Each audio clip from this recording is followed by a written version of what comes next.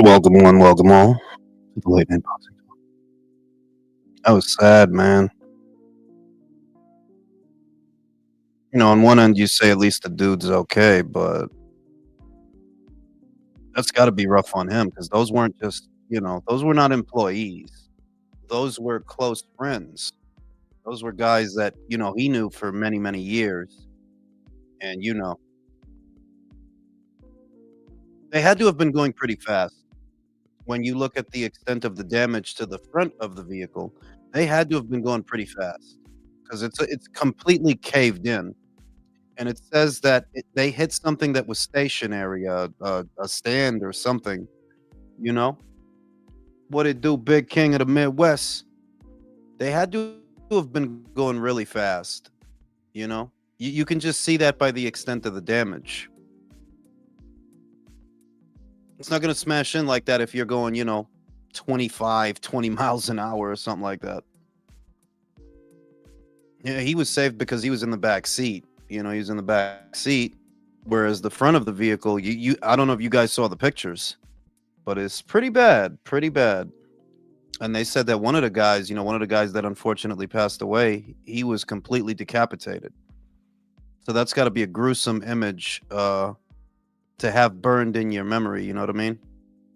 Really sad, man. Really tragic. I don't imagine that this guy. I mean, like I thought about it. That they got all their plans and they have all their things that they wanted to do. But I mean, nah, homie. We may not see that dude for a while. You know. We may not see that dude for a while. Like, I wouldn't be surprised if he retires off of that, to be honest. Because how are you supposed to resume and, act like everything is normal and you have the same motivations and stuff like that? Like, nah, not after something like that, man. After that, you kind of just, I would figure that, after that, you kind of just going to want to chill, enjoy what you've earned so far. I would be surprised if he even returns to Nigeria on a holiday after that. You know, I would be surprised. After something like that, you just kind of want to cool out, slow down, and yeah, it's fucked up, man. Real fucked up. And to end the year that way, that damn, you got to start off the next one. You got to start off the new year, just a few, really, what, 2, 3 days out from New Year's Eve, New Year's Day. You got to start it off on a somber note, man. He looked okay, but that doesn't speak to what, sprains, strains, breaks, anything, because you get jostled pretty strong. Even in minor accidents, fender benders, you get jostled pretty strong if you've ever been in one. Whereas that, like, nah, that they was going fast. They were going fast. They would have had to for that whole front to be caved in like that. That car was moving fast. What it do, Louis? Yeah, I already seen one guy. I'm gonna show you something. Let me show you something. It's one guy, kind of a ghoul, big Tyson Fury fan, pasty, pear shaped. You know what those guys usually look like. I've seen him. I'll show you some.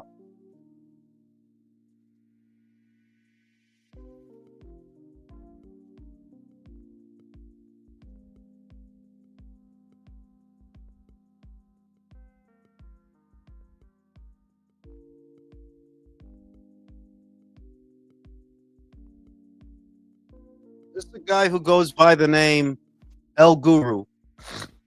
He used to run a boxing page a very long time ago, but he's like a failed content creator almost. He's a big Tyson Fury fan. Often says things that are out of pocket. So he said the excuse to duck Fury again has just fell into Eddie Hearns' lap. What what you have to understand is, Cougs, AJ has just been involved in a fatal car crash. He won't be ready for Fury until 2027. Uh, an attempt at humor. I don't really know who he thought was gonna find that shit funny, because if you go in the comment section of that post, they cooking that dude. Like they cooking that dude. Ain't nobody really laughing at that shit. Nasty work, bro. Yeah, like I don't really know. I don't know why he thought posting that shit. I don't know who he thought was gonna laugh at that shit. If you want people to laugh, just post yourself in your profile picture. Naturally he doesn't.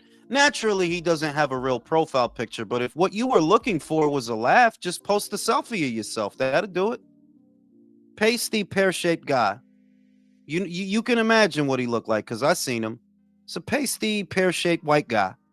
Big Tyson Fury fan. Look at these idiots. Uh, yeah, some people ain't got no decency. That's all I could say. Some people just don't have no decency. You know, shit ain't fun. Yeah, yeah, yeah, man. That same thing. I mean, like, obviously, obviously. Even when Spence had his car crash, right? And you guys know I've talked a boatload of shit about Spence.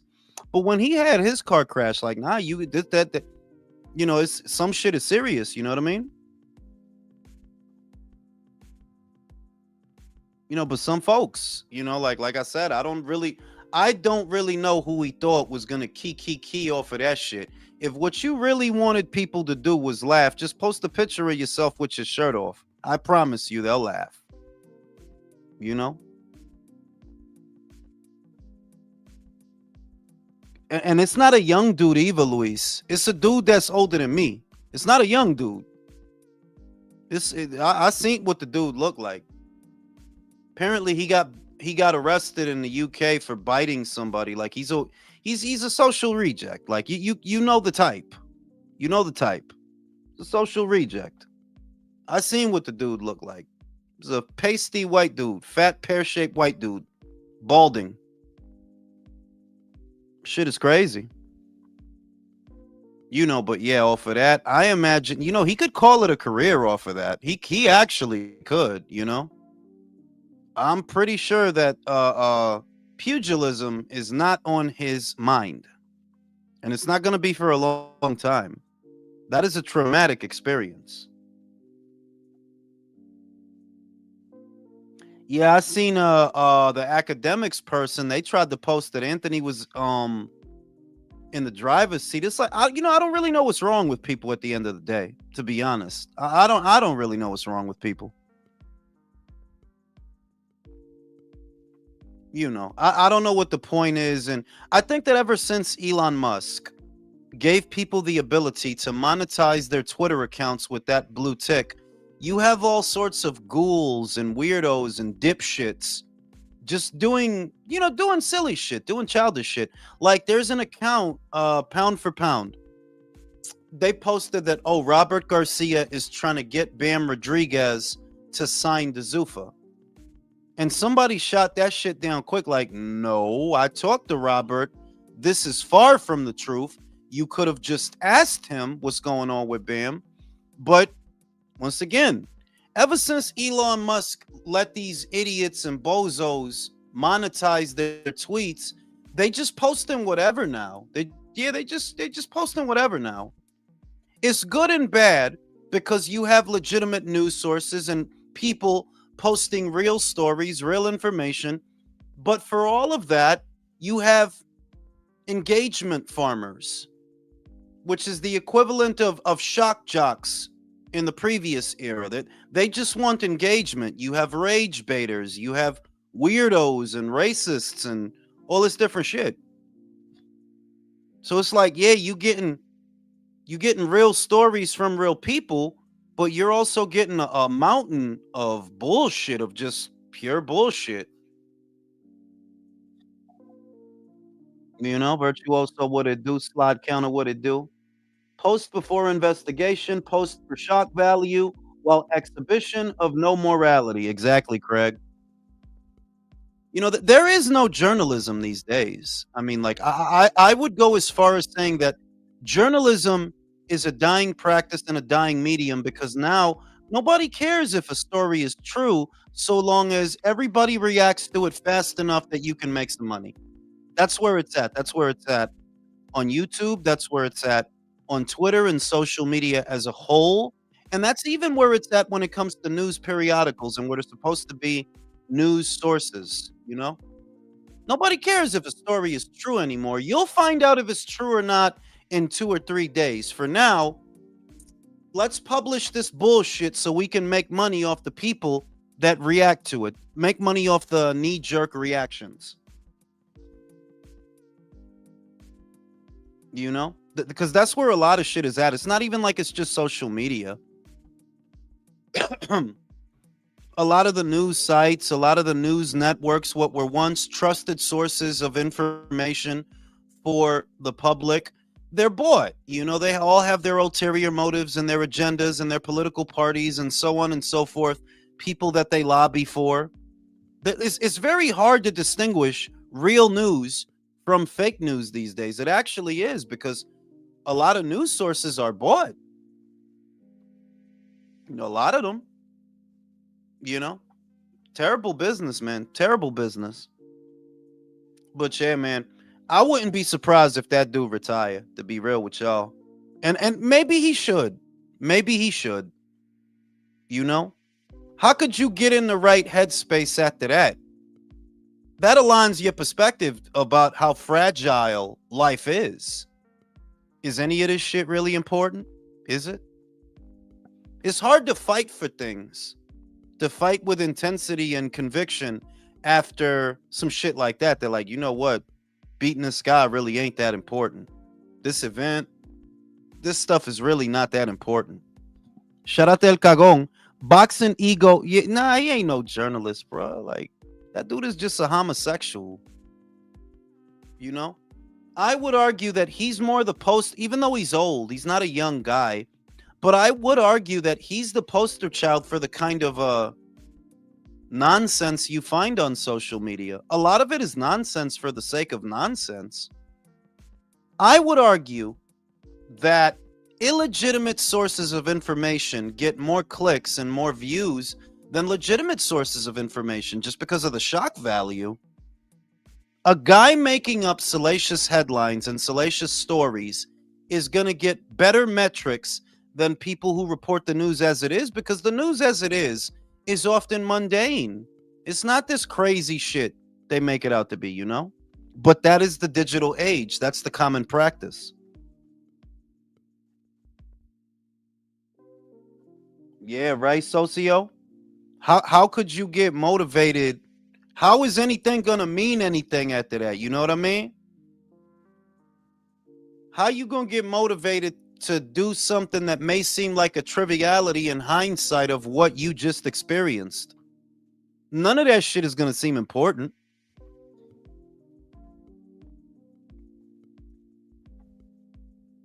You know? He's very fortunate to have survived that. He's very, very fortunate, but it's still a tragedy because, you know, like, people will say things like, oh, well, you know, God is really with that guy and God protected that guy, but that's a little insensitive because what? He didn't protect two other guys. It's a little bit insensitive. And it's a gruesome thing because I saw a video. I used the video, but I cut out the part where you could see the bodies. I cut that out because whoever recorded that, they panned over to the two bodies that were sprawled out on the pavement.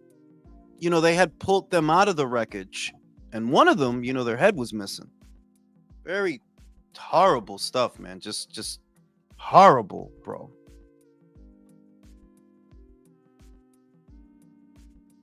You know?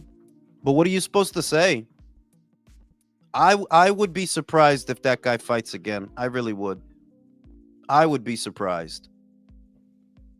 Because that aligns your perspective. Something gruesome like that happening aligns your perspective that everybody's only here for a while. And there's a lot of stuff that's more important than other stuff, you know?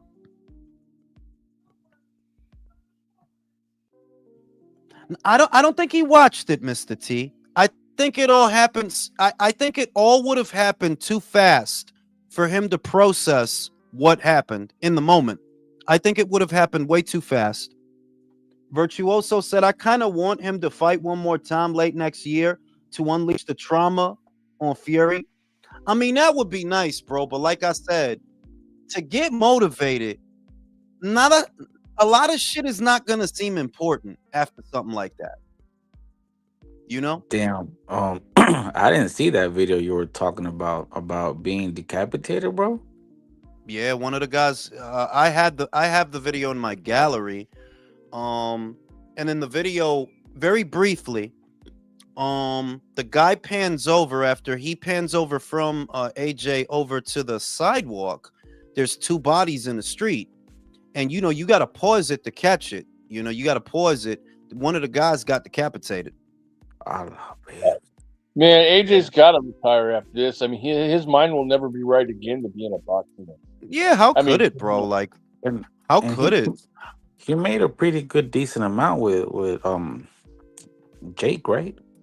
No, I mean he made a lot, but the thing is that he already had enough to retire on before the Jake Paul fight. I mean, if he already had enough to retire on before that, he can well, definitely retire. For a long time, he could have retired a while ago with the money that he made. Like he's set, and he has other ventures outside of boxing that make him residual income. So as far as retiring, he can pretty much do that whenever he wants. Right. You know. these guys were close to AJ, like family, right? Yeah, that's what they say. That he was real cool with them, and you Yeah, can see from the, I mean, like you can see from the pictures that are being posted that it wasn't, business as usual. Them dudes was tight, man. They used to go places together and all that shit. yeah, Fucked he's up. done. I Yeah, don't think man. he's ever going to fight again. I think he's done. Yeah, Mirage is right. AJ could have easily been in the front seat, Damn. easily. You Yeah, did man. you guys see the state of the car, Oh yeah. Yeah, the front side was all squashed, like bro? That wrecked. shit, that shit looked like pulled. I mean, I'm not trying to be funny or nothing. It's not a joke, but the front is so mangled. It looks like pulled pork of the car. Like Yeah. it's a mess, bro. It's a Was there mess. was there like a head-on collision or what? It's you know what it was. There's a report from the New York Post that came out. I caught it on Instagram, and it basically says, and I just know this off top. If the car looks like that, the driver was going fast. You had to have been, because look at the state of the Yeah. car. Flying. He was flying. And it said that they hit something stationary. I forgot what it was. That they didn't slam into another car. They hit something, and it They said said that it was a truck. yes, exactly, but it wasn't moving. It wasn't moving. Oh, And that's what I read anyway. And you got to figure that, like I said, if it looked like that, if that's the end result of the collision, well, it must be because you was going really fast. You had to have Pretty been. much. Man. You had to have been. So it's fucked up, man. Some fucked up shit. Yeah, man. If this is the way it ends, man, it's a really fucked up way to end it, man. So I It really feel is. sorry for him, man, and But condolences to he his might friends and have to, family. virtuoso, because you Yeah. just can't do nothing. You can't do nothing the way you would have did it before. I don't, like if he tries, hey, God bless him. You know what I mean? Whatever. Yeah. But it's just looking at it like, Brody, how you gonna really care? Yeah. How do you motivate yourself to care about Well, these no, trivialities? they were involved in that process of him being in the ring, though. So it ain't gonna happen, man. No way. Yeah, I mean, like, remember when Khabib's dad died? That he didn't want to fight no more after that. Remember that? Yeah. oh He yeah. didn't Hmm. want to fight no more after that. Like, nah, I can't do this shit. I can't do this shit. Shout out to Pork Chop. It was a parked truck, kind of like a dump truck. The driver, that's what I read, Pork Chop, in the post. That's what I read, that he was doing a sort of cutoff maneuver, is what it said in the post. And I'm like, well, that makes sense. You had to, bro, you had to have been speeding, Brody. It don't look like that because you was going 25. You know what I mean? Like, yeah, you had to have been speeding. And it's real sad, man. It's just fucked up, you know? I Well, they heard. were. I also heard reports that they had during aside from going fast, that they got a flat tire. And someone in the chat saying it was a flat tire makes you lose control and then hit the truck. So Yeah, that but could have been. yeah, but even with the flat tire country, if you going 20 or 25, well, ain't gonna happen. You know what I mean? Like I said, you had to have Right. been going very fast. You had to have been going very fast. You had to, you know? Oh yeah. I Yeah. saw Mate, I saw this guy that he said that the dumbest shit, bro. He said that because Anthony Joshua didn't stick to the Jake Paul script, that it was a warning, and it's like, bro, shut the Oh fuck my up. God. my dude, Dude, these did you people, see this? man. Did you see the shit I posted, bro? Look at this guy. Look at this guy. oh, Look what oh, he said. The excuse. Yeah, I saw that bullshit. You gotta be shitting me, man. That dude's I'm mentally telling. retarded. These No, people and are I fucking and I morons. see. Listen, and I seen the dude. Like I've seen what this dude looked like, and I just kept thinking, if you said this shit for a laugh, ain't nobody gonna laugh at this shit. If you want people to laugh, take your shirt off. Then they'll laugh. I promise. He's a weird dude, but that's what the internet is full of. People that can't act like that in real life, so they do it on the internet. Yep. You know that's what the internet is. It's a playground. Yeah, you could use it, sparingly for good things, but it's a lot of Right. weirdos on there. It's a lot of weirdos. I mean, not only that I picked up, but there's some people saying that this was a hex because there's some unfortunate things happening after people fight Jake Paul, like with Chavez getting deported and this, that, and the other. yeah, I'm and not. I seen all that. Like I seen the post, I seen all that bullshit. But give me a break, bro. What For we real. seeing that Jake is a voodoo priestess? He a voodoo priestess? He putting, Yeah. you He got know what I'm the saying? Necronomicon in his backpack or something. I don't know. Right? He the El gallo, necromancer. He's el fucking gallo dead de oro, bodies. What's he doing, bro? Gallo de oro, bro. like the problem child, el gallo de oro. I seen that silly shit. People are just insensitive at the end of the day. Like one thing that the internet has taught me is if you thought people wasn't shit before, you really gonna think they ain't shit now. You know? Yeah. Yep, that's for sure. Because they If you say all kinds of crazy shit that they wouldn't say to your face or in public. Yeah, like That's the what internet. that's the internet, bro. That's the problem with connecting people that perhaps should not otherwise be connected, or platforming people that really don't deserve a platform. Because like the pound for pound account, I said it earlier, that account makes up so many it's like everything that account says is a lie. They tried to say that Boots was gonna leave Matchroom. That didn't happen. Now they're trying to say Yeah. Bam is gonna leave Matchroom. Somebody checked him, like, that's not what's going on. What the fuck are you talking about? Why would Yeah. Bam go to Zuffa? Yeah. What Him. fuck he gonna do at Zuffa? That account and Brunch Boxing are like it's like the boxing version of NBA Central. You know how they have like scoops on which players leaving the Yeah. team and all that old bullshit, like what's going on with the NBA players. Yeah, but at least That's what it is. to give Brunch a little bit of credit, at least they talk to people, because they have, I think they have guests and shit like that, right? Yeah, to They have tell guests. you one side of the story. Yeah, and I know how they get down because I know who they are, but I will Right. at least give them that grace that, well, at least they do talk to people. I think they had Wilder on there, Samson Yeah. Lukowicz, some The usual they- they- suspects. yeah, they're real pro PBC over there, so you know what kind of shit you getting, but About know. that tweet, Robert himself had to come out and shut the rumors down, bro. Robert Garcia, and Yep. the guy's response was like, "Oh, thank you for clarifying that." Like, what you did, you dumb Yeah, bitch. like, and it's so. I guess what bothers me is, man, somebody really raising some real fucking cowards out here, man. It's always a guy, no profile picture. You know what I mean? Oh, like always hiding and shit. Sources. Who the fuck is your sources, fam? But that's a byproduct of Elon letting people get money off of bullshit. Cause like, yeah, when Right. you allowed people to get that blue tick, while there are legitimate sources of information, it's not that there aren't. It's a lot of other people that are rage baiting, race baiting, engagement farming. You have people recycling tweets from other people. It's like, yeah, it opened the floodgates for a lot of bullshit, Yeah. See, at least Boxing Ho is at least like a proud troll. He lets you know, like, that this is bullshit. Like, or like off face value, you can tell that it's bullshit. Yeah, But but these even guys, no. But let me just say this: the guys that are spreading this, misinformation, they actually take themselves seriously. That's the problem. they want to be taken seriously, but I have a reservations about any man, and I consider a man anyone after age 21. You're a man. You're not a little boy anymore. You're a man. And I have reservations about any man who gets up and uses his time for like, that's silly, dog. Like, what are you, a child? Like, what's wrong? You're not a kid. You're not a 12-year-old. But like, you doing the equivalent of Bart Simpson prank calling Mo Sizlak.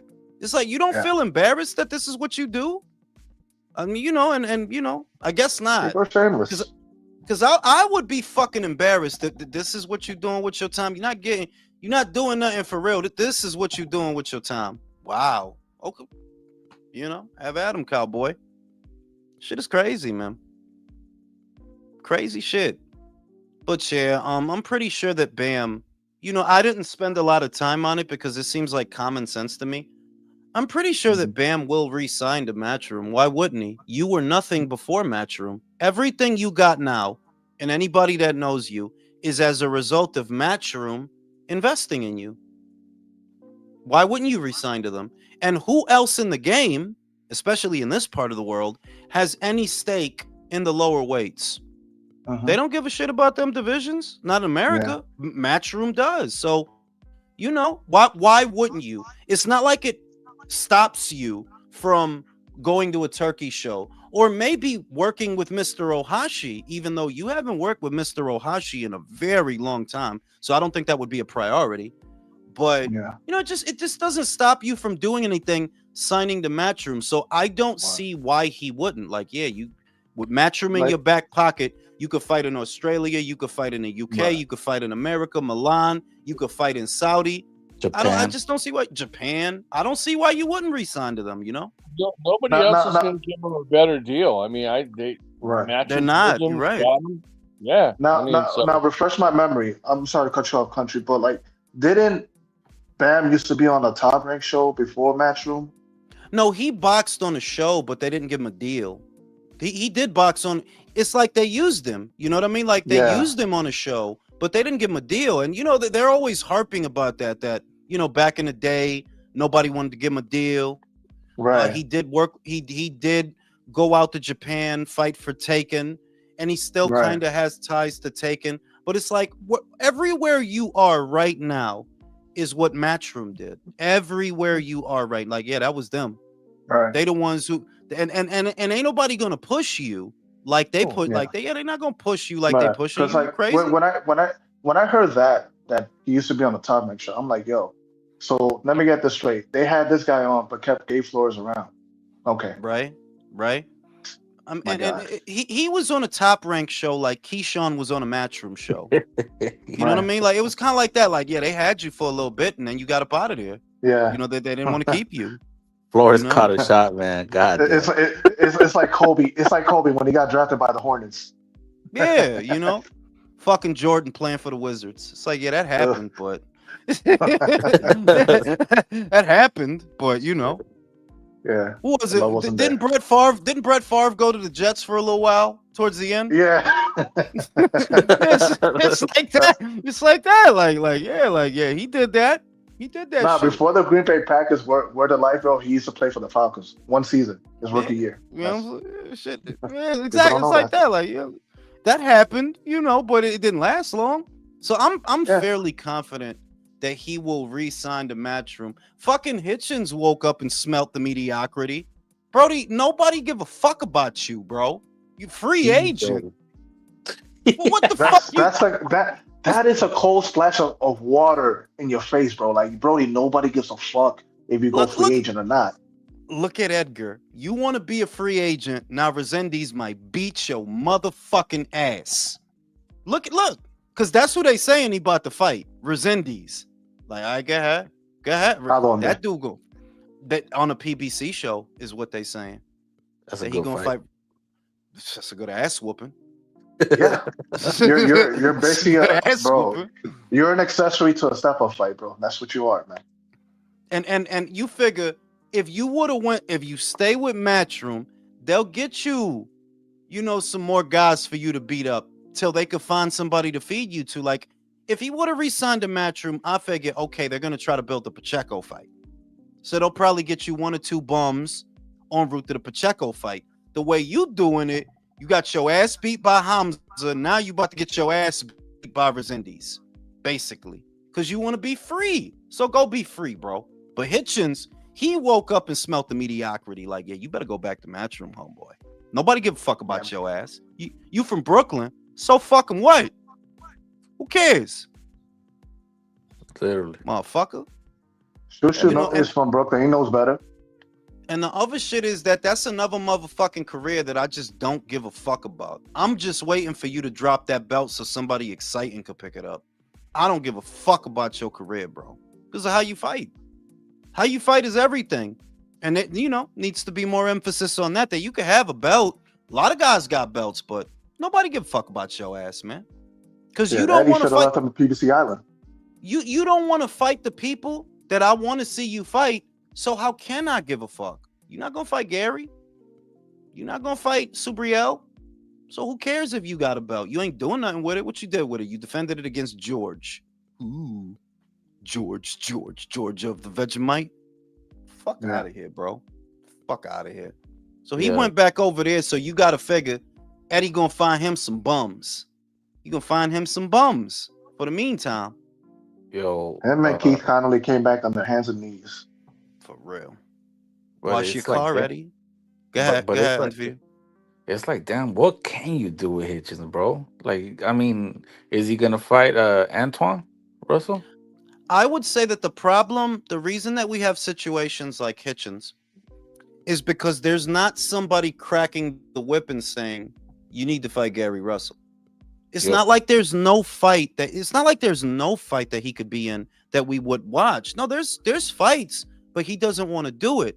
And the issue is you have too much autonomy to say no, which is, I keep stressing this, that you can't give entry-level employees the power to dictate how much work they do. That could sound fucked up, but it's the truth, bro. If you tell the Walmart cashier, yo, you want a 2-hour break? Yeah.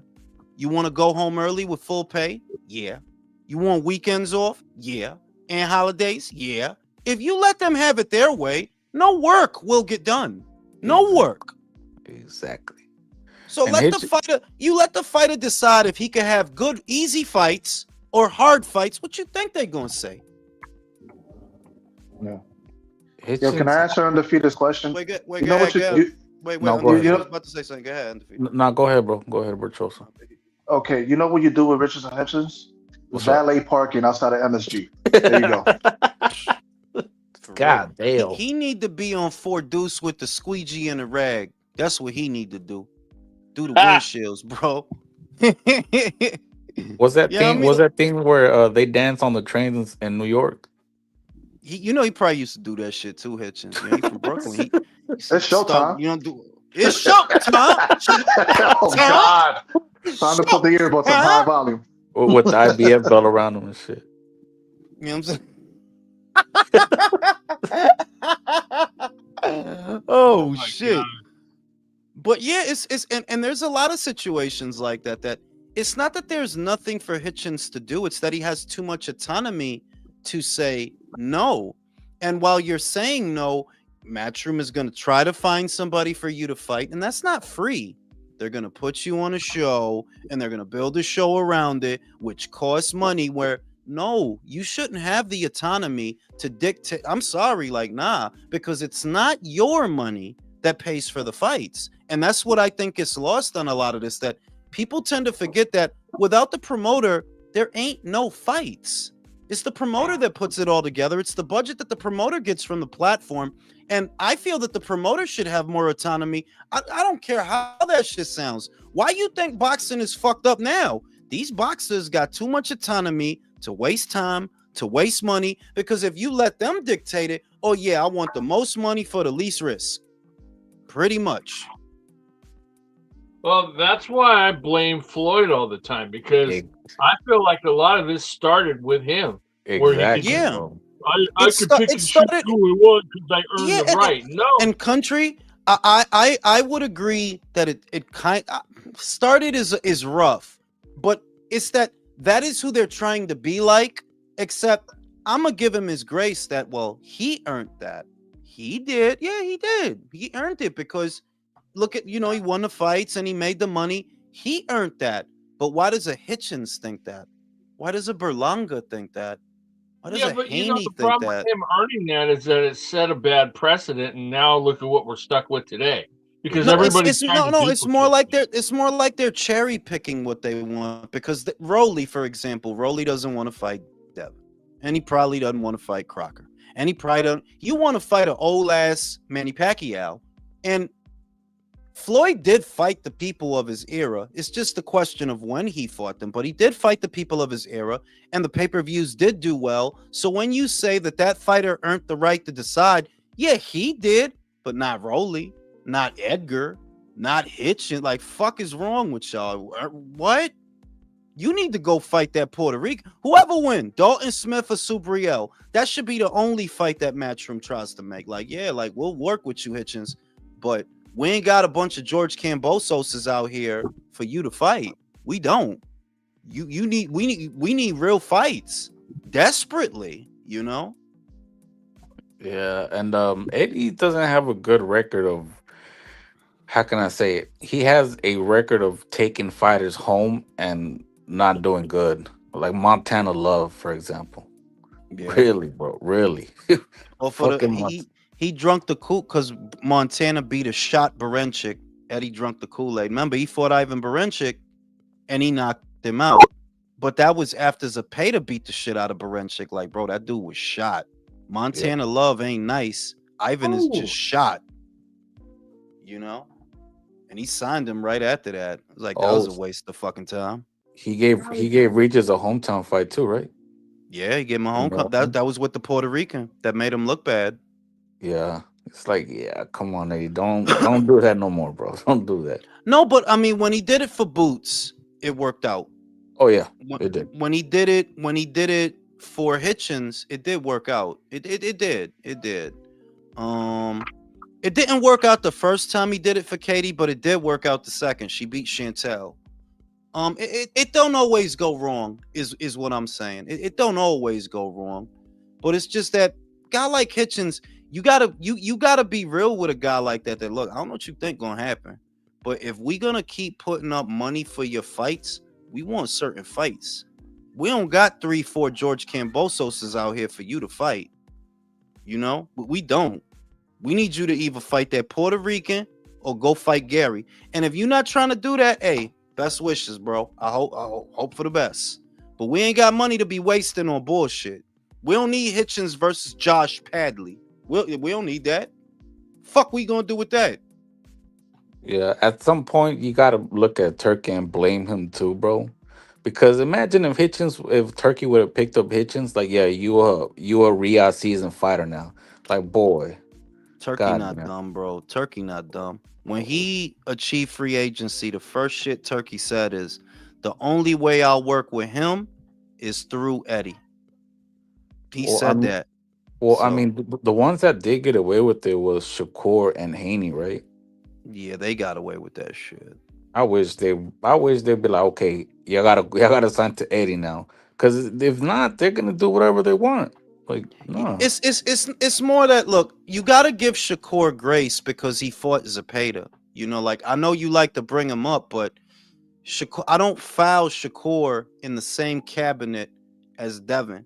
I look at Devin as a black pit, an abyss, a money pit, because this guy get too much money for some whack ass fights. Oh yeah, it like them, like, at least Stevenson versus Zepeda was good.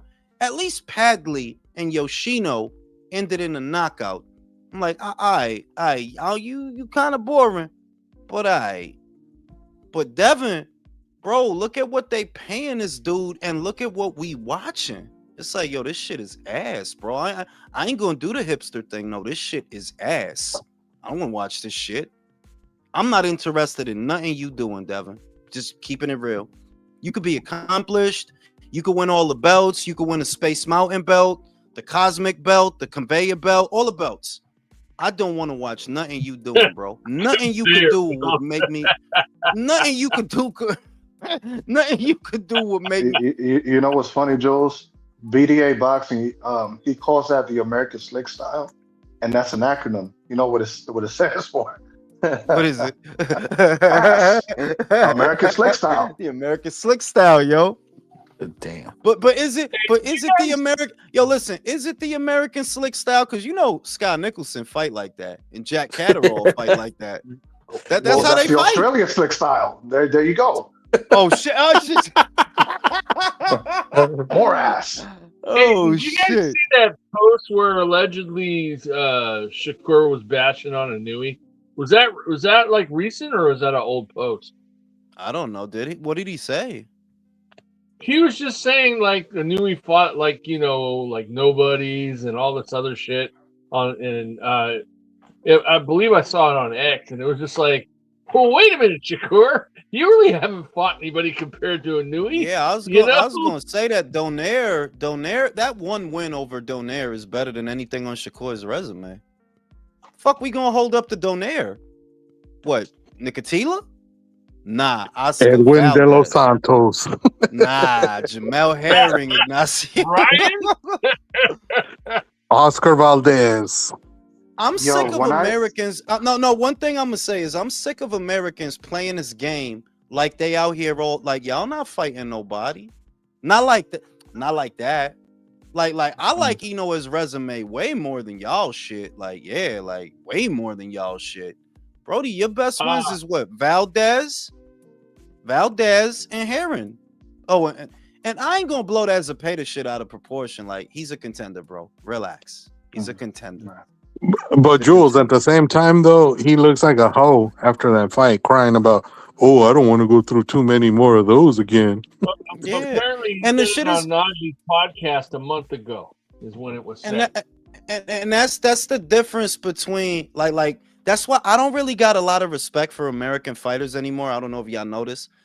You had a tough fight with Zepeda, and the first words out your mouth was, "Oh, I don't want too many of those." It got knocked down by Neri. Said, "Yo, that shit was fun."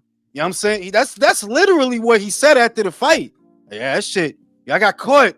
That shit. You know what I'm saying? He got his orbital broke by Donaire, but he didn't fight like a bitch. You fight like a bitch. And motherfuckers need to start saying, like, yeah, you fight like a bitch. Yep. You're careful being all. Yo, is it a fight? Or you in is it an N1 game? It's a track meet. You know what I'm saying? You gonna do tricks with the ball, Shakur? I'm gonna start calling him Shakur Curry. When he's coming out. Them fadeaway stepbacks in the fucking De Los Santos fight, bro, had me fucking. Oh my god, yo, listen. If you from Brick City and you've been around boxing people, right? Granted, he's a young guy, right? And you just found out about Marvin Hagler, I don't trust you. Yo, I'm saying like they pop shit. I said it in the last slop that what I notice is consistent within the scene is they don't like the dudes that really is down to get down. If you notice, they give Usyk a hard time. What did Usyk do that you should complain? Even if you don't know the champions at his weight, it should count for something. He fought all of them though. You don't watch cruiserweight. He fought all the champions at his weight. Now you didn't know Breedis, you didn't know Gassiev, you didn't know Glavatsky. Fine, you knew Tyson Fury, you knew Anthony Joshua, you knew Daniel Dubois. Not good enough. You know what's the worst part about it, bro? Where's Marvin from? Fucking Boston. Newark. He was born in Newark. Sure? Okay. Yeah, he was born in Newark and he moved to Brockton, Massachusetts as a kid. Yeah, Bro, yeah. that's even worse. Like, come on, bro. Come on. I'm saying, bro. These motherfuckers. I said it in the last slide that the reason you see that, if you talk to Josh Taylor, right? Here's an example. Josh Taylor knows who Buchanan is. You know what I mean? He knows who that is. Famous Scottish fighter. Tim Tszyu knows who Jeff Fennick is. Famous Australian fighter. They got respect for their past. What I notice. What I see with the Americans, you don't got no respect for the past because your ego is out of control. You arrogant, like, yeah, you arrogant. You a narcissist. You think that up until this point, we never seen no shit till you. Because you so fucking special. That's the attitude they got. Right. It's not just that, but I think that there's a generational divide and shit. Like, I feel like this young generation is losing recipes with the old guys. Like they don't really like know all this stuff. They don't really, follow the history of it. They just know how to box. All right. Let's say this, Virtuoso. To the point that Country made 10 minutes ago. That is one thing that I do blame Floyd for. He convinced an entire generation and almost an entire nation of people that this is the only way to box. You know, I don't, as a foundational Black American, I don't like that punk ass style, that whole ass way of fighting being associated with black fighters, because some of the most entertaining black fighters did not fight like that. Joe Frazier didn't fight like that. Hell Marvin no. Hagler didn't fight like that. Tommy Hearns, Sugar Ray Leonard did not fight like that. But Floyd sort of brainwashed the world, but more specifically the American populace, that this the slick black shit. Like, no, this is the scared, I don't hit hard shit. That's what that is. You fight like that because your hands is weak. You stopped knocking motherfuckers out a long time ago. That's why you fight like that. Now, credit to you that in spite of your hand issues, you were able to adapt your style to a way that still works. That still deserves credit. But this idea that this is the staple of a community and how it fight, no, it ain't. Most black fighters don't fight like Floyd. What the fuck are you talking about? Mike didn't fight like that. What the fuck are you talking about? Hell no. Ernie Shavers, Ron Lyle, George Foreman, they didn't fight like that. Terry Norris, motherfucking Julian Jackson, yeah, most. Ryan Barkley. We could go on, but one thing about that I don't blame him for a lot of shit. A lot of motherfuckers started acting gay after he was around because they trying to be like him. That's not his fault. But what I do think is his fault is he convinced a lot of people that this is the only way to box. When you only box that way because you don't hit hard. That's why you box. Yeah, because 30, 35, you was killing motherfuckers. 30, right. 35. And, he knocked out Hatton at 40. But you got the 47. Your hands was hurting. So you did what you had to do. But that's not because of hospital. Oh, yeah, because the slick. No. You fight that way because you don't hit hard. That's why you fight that way. I saw some remnants of the Pretty Boy Floyd era when he fought, Arturo Gatti. That was 05, right? And that was right before, he split with Bob Arum and that started developing his style. But it's not just that the way he fought in his later years. It's the things that he said, like, yo, I felt like he's trying to let people know that boxing history revolves around him. But you remember that super shit he said that he put heavyweights out of business, not taking credit away from Lennox Lewis and Vladimir Klitschko, who were not American, who were not, boxing fans who were not a fan of? Listen. I would argue that what opened the door for Manny and Floyd to become what they became, it's not that you put the heavyweights out of business per se. It's that at that time, the dominant heavyweight was a non-American, and we all know that Americans are xenophobic. They didn't like the Klitschko brothers and the Klitschko style. But just imagine if there was an American heavyweight, a dominant American heavyweight that at that time, I don't think Floyd or Manny would have got that shine. I don't. The Klitschkos, they didn't like the Klitschkos because, they're kind of German, they're kind of gay. It's very European stuff. They wear satchels. A lot of shit is going on.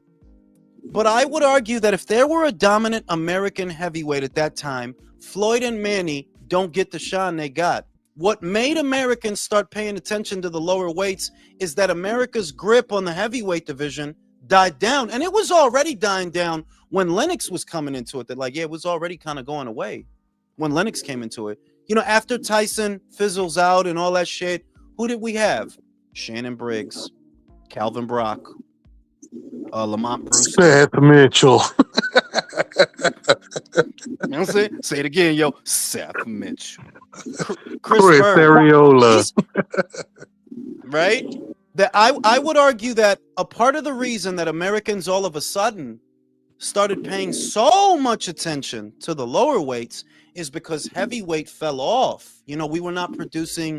We weren't producing world-class heavyweights anymore. Now, I don't know if it's the theory that everybody gives that it's because the American big man is in the NFL and the NBA. Could be that. That's a compelling theory. Or it could be that when the sport opened up to the rest of the world, it was harder for Americans to dominate it. Because, you didn't have this many Russians and Estonians and all, you just didn't have this many motherfuckers running around. because you had a Soviet bloc in the 20th century for most part of it. Maybe it was Once a that broke down, it combination was of only a both. matter. Yeah, once the Berlin Wall came down, it was a matter of time when these Yeah, guys were going well, to flood the states. once them 6'4" white boys from the cold started fighting, it's like, oh shit, this is a different gravy. These white boys is Yep. different, you know. And also you have to give Britain credit for developing their own boxing scene that was once very insulated, but they started producing world-class fighters. And how do you know? Well, I mean, look at their amateurs. They a lot of their amateurs, you know, they went on to do something. Whereas, you know, a lot of Yeah. our amateurs, our last Olympic gold medalist that was a guy is Andre Ward. How many Olympic Danny cycles ago? Stuntman Wheeler. Ow! Ow! You know what I'm saying?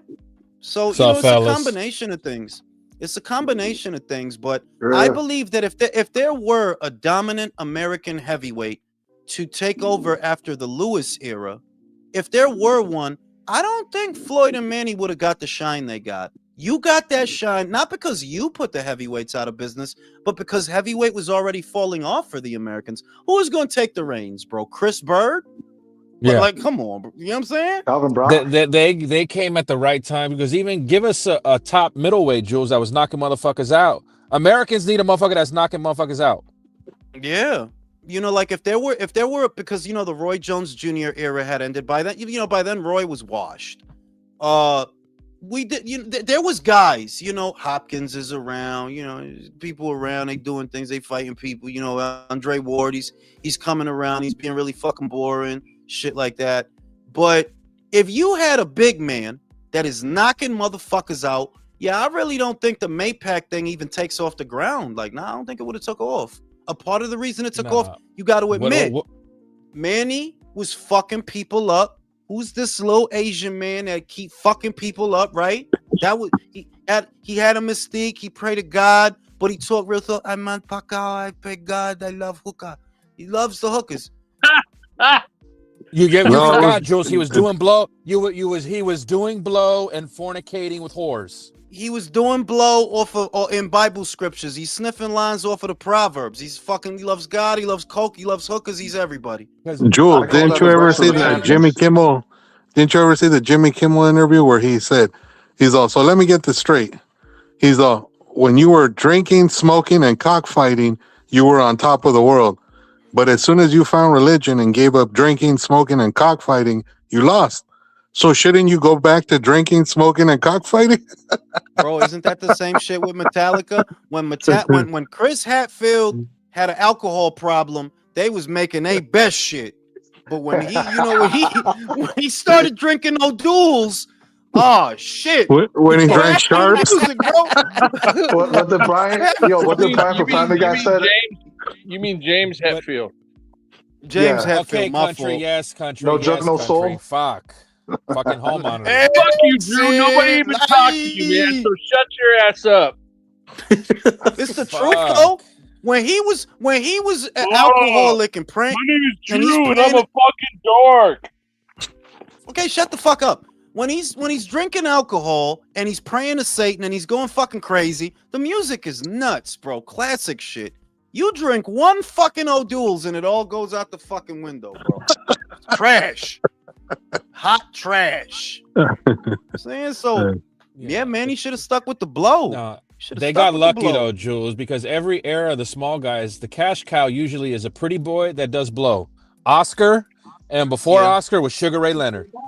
Yeah, Yep. honestly, And then yeah. before Sugar Ray Leonard was Sugar Ray Robinson. Them motherfuckers was getting hoes, doing blow. They're kinda fucking saw- party boys. And you kind of saw it. You kind of saw it in the Leonard and Hagler era. That okay, so the golden era of heavyweights ends with Ali and them guys. In comes Larry Holmes, and Larry was dominant. Larry's got like 20. What is it? 21 title defense. Yeah, he's got 21. Yeah. He don't have 25. He's got like 21. He was dominant. But you kind of saw it then. They're like, yeah, heavyweight is right now. So they looking at Leonard. They're looking at Hagler. They looking at Duran. They looking at the little guys. Because when the heavyweights is doing it, it's nothing like it, bro. It's like mountains fighting each other. It's nothing like that shit. And you can kind of always gauge the health of a boxing scene based on they're heavyweights. Like they got some heavyweights. They probably making money. Like if you look at the Brits, they got heavyweights up the wazoo. They don't need to be perfect because they got fights. They don't need to be perfect. They got fights. They got a lot of fights they can make. Whereas America, we got Richard Torres, Cassius Chaney, Jarrell Miller, Jared Anderson, Wilder. Ow! Right? Like we're fucked. Charles Martin. Ow! The days So of we got- Mike Tyson are gone. So we got it. So it's like- that's how we end up with these Shakur Stevenson fights, Bro. Hey, but Jules, am I correct me if I'm wrong? And country's old enough. Larry had no pizzazz in his personality, though. Well, there was a That- resentment there. There was a Yeah. resentment there, Drew. There was a resentment because of what he did to Ali. It's hard to say that it's a Yeah. pizzazz thing. Like I do understand what you mean, but I think it's a combination of factors that he could not control. You're coming in after the Ron Lyle, the Ernie Shavers, not after because he fought Ernie, but you're coming in after the golden era of heavyweights, basically. Hard act to follow, Muhammad Ali. Very hard act to follow.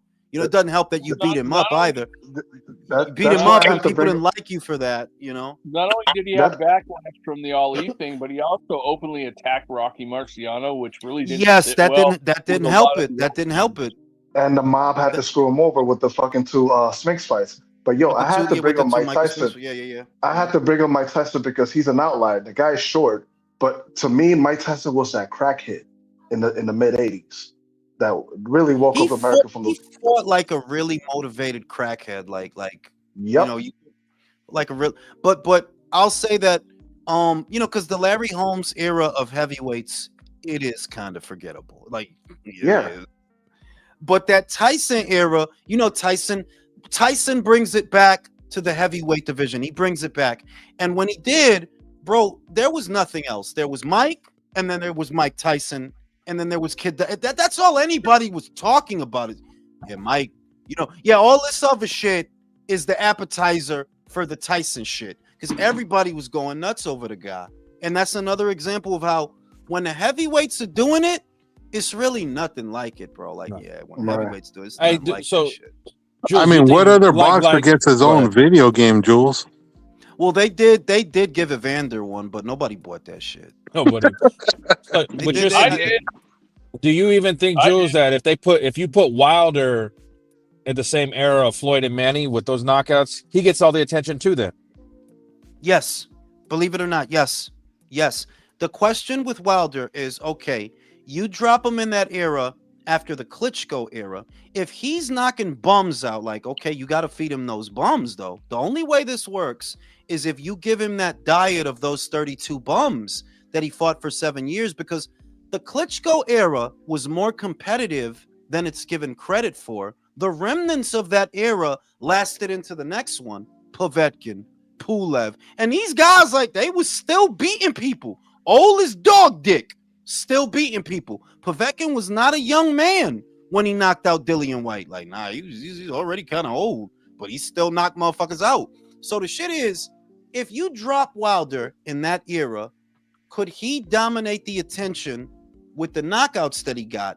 Yes, but you got to give him those 32 bumps because that era, that was a prime Povetkin that was running around in that era, right? yeah, There's a prime. If and you can't have Vitaly and Vlad around. Like, no, you can't have them around.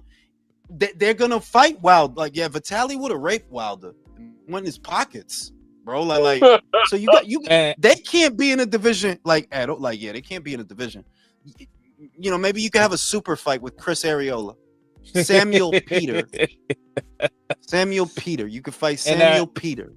And that bullshit about Povetkin, him and Dillian were both juiced to the gills in that fight, so it was a fair fight. I mean, I ain't worried about that, but like that era that the Klitschko's were in was still. I think there were a lot of guys in that era who would have beat Wilder. In other words, if he's knocking people out, if we put a pretty bow on it, and some culottes and hang some curtains, yeah, Wilder could have dominated the attention, provided that he ducks everybody. Then yeah, he can dominate the attention so long as he ducks everybody. No So if he Pulev, no ducks Povetkin. Lamont Brewster, Jules, and Sergey Lahovovich, and a My couple of these dude, other he would have motherfuckers. had to duck Chigev, bro. He would have had to Oh, duck Shagayev? Chigev. Oh, He would have had to. Corey Saunders would've too had would to- have. Corey Saunders. He would have. You know what? He could beat Calvin Brock. He can beat Calvin Brock. And Does he Seth. beat David Sultan Tua? Abragamov? No. David Tua. Who? Are you nuts? Tyrell Biggs. No, Tyrell Biggs is Tyson era. Tyrell Biggs is Tyson era. I know. I'm just being facetious, man. Pulev. Stop being feces. He would have had to duck Shannon Briggs. Oh yes, yeah. You would have had to. Shannon was not. Yo, Shannon had the record for the most first round knockouts. You would have had to duck Shannon. Andrew Galata. That's more Tyson era, but yeah. I guess. Hey, You was Shannon What about the Briggs White like Buffalo? shit. No, like look, we knew. I knew. He's big, strong guy, but I was not convinced. Like, yeah, you knock out a lot of bums, a lot of trash, a lot of ass.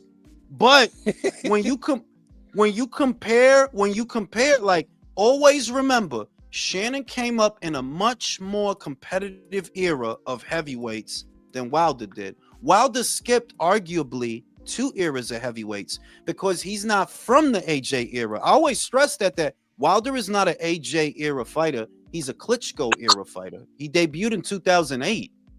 You were there for Vlad. You were there for 3 years of Vitaly. And a lot of the guys that came up right in that era, they was around for you. You just didn't fight them. You didn't fight Chisora. You didn't fight Pulev. You didn't fight Povetkin. You didn't fight Briggs. Like, motherfucker don't understand. You know, Briggs was there for most of Wilder's career, right? Yeah. Like, and not an old Briggs neither. Like, no, Briggs was still pretty during Wilder's era. But Wilder skipped out on fighting so many people, they thought he was new. 7 years. Bro, you gotta calm down. The motherfucker Drew. started 5 years before AJ. Drew, you gotta calm down and stop cutting in, bro. 7 years and 32 fights, bro, that's a long time. So to a lot of people, it's almost like to them he arrived in 2015 when, no, homie, this dude been here the whole time. He just didn't fight shit. So he seems new, but he's was not. He always with PBC? No, he was with Golden He Boy. was the Golden Boy. Diet of he had the Jaime Munguia diet before Jaime Munguia. Them bums, a lot of those bums was when he was with Golden Boy. A lot of them bums. He goes to the BBC. I would say Munguia had a tougher 32 fights before fucking Wilder did. What was tough, bro? Saddam Ali? Dennis No, Hogan? I'm talking about. I mean, you can make the case Turiano Johnson's better than any of the Wilder fought in his first 32. So we bigging up Turiano now. Like that's Really? But what I'm saying is, come on, bro. That's a lot, bro. That's Turiano. You know, Jaime fought Turiano. hey, nobody put him on his ass like Harold Sconiers fucking put Wilder on his ass. So look. The point is, he for that large chunk of ass and farts in his resume is Golden Boy. That by 30, let's call it 31 of those fights. He goes to the PBC, and I believe 1 or 2 fights before he fights Stavern is PBC. 1 or 2, but and because that's when people start paying attention to him, when he goes to the PBC. But really, it's the AJ shit. Which is another story. I don't want to get into that. But like I said, people were reacting to Wilder in 2015 as if he was new, and like, no, that dude been here, bro. That dude been here for a hot minute. Y'all just didn't give a fuck. And well, I can't blame y'all for not giving a fuck because he didn't fight nobody. Who he fought? That anybody should have gave a fuck. Harold Sconiers, Jules. right? But you said something, Joel. You said something that's indicative of all the PBC guys: the Charlos, Danny Garcia, Thurman, Spence. All their shit was Golden Boy ass for years when they were all over there. Except Danny. Danny was fighting motherfuckers over there. The Matisse fight was a Yeah, Golden Boy with the Promotions exception of fight. Danny. With the exception of Danny. Yeah, the Matisse fight, the Khan fight, that was Golden Boy. So it's like, yeah, Danny, your resume turned into ass after the Golden Boy shit. Because Golden Boy had you fighting people. But yeah, like Wilder's not a new guy. So my thing is, if you dropped him in that Klitschko era of heavyweights, he would still have to duck a lot of people because technically he already did. Povetkin and him are from the same era. Pulev and him is from the same era. You would have had to duck them because they would have beat you. You and Chisora are from the same era. You would have had to duck him. So a lot of guys you would have had to duck, for you to become the dominant American heavyweight. But if you have to duck that many people, are you dominant? How many people you got to skip out on? Any one of them could have got your ass. Shout out to motherfucking Don. What would two. Be arrested for capital murder. Bro, he would have turned Wilder into pulled pork, bro. He would have turned that dude into fucking hash and eggs, bro. Shout out to Mr. Calderon. All this Wilder talk got me hyped to see him get lumped up against Usyk for ducking people. Yeah, because he talking that shit. He trying to say that Usyk waited. This is what he's saying. Usyk waited until he got beat to want to fight him. Brody, Usyk debuted as a heavyweight in October of 2019. You got your ass whooped a couple months later in February. As far as Usyk's heavyweight campaign, you've been getting your ass whooped since it started. So you were always safe. But you've been getting your ass whooped since it started. before Usyk got in there with AJ, got in there with Fury, I think they was you talking about you talking about Chaz Porkchop, you talking about Chaz Witherspoon. Chaz Witherspoon was in the Chaz Witherspoon fight. That was the end of 2019. At the end of 2019, Wilder's already on his way to the Fury rematch in February of 2020. That's what I'm saying. As soon as Usyk's heavyweight campaign started, yeah, you've been getting your ass whooped that long. The whole time he been there at heavyweight is you getting your ass whooped. So he didn't wait because it was always safe. And the other thing is, when he's debuting at heavyweight and when he's fighting Chaz Witherspoon, was he on Wilder's radar? No. He didn't win the belts from AJ yet. He didn't even fight Chisora yet. Chisora's in 2020. So he fights Chaz at the end of 2019. You lose to Fury at the top of 2020. He fights Chisora at the end of 2020. Then he takes the belts from AJ in 2021. By then, Wilder, you already washed, and your focus was the Fury trilogy. So this idea that he avoided you, what is there to avoid, homie? You've been getting fucked up since he arrived at heavyweight. If it's ever like a slight inclination, like the talent level, he loses, bro. He never had a step up fight until 2015. Shout out to Don Juan. Galata versus Martin. Corey versus Ruiz. Brody, you know how I'm gonna go. Andrew Galata would have beat the fucking braids off of motherfucking Charles Martin. And Corey, I like Ruiz, but yeah, you get fucked up. Corey Saunders would have ate your sandwich. He would have ate your food on lunch break. Yep. Beat your ass. Shout out to motherfucking Napoli. I would even pick David. Yeah, I mean, like, you could though. You seriously could though. You could, if you're talking about the David Haye that fought Valiev, that David Haye beats Wilder. Like, yeah, he could have beat Wilder. Wilder looks like a better athlete than he actually is. He looks like an athlete, but he's got poor coordination, poor footwork, lazy jab, and everything relies on landing the right hand. There's no left hook. There's no uppercut.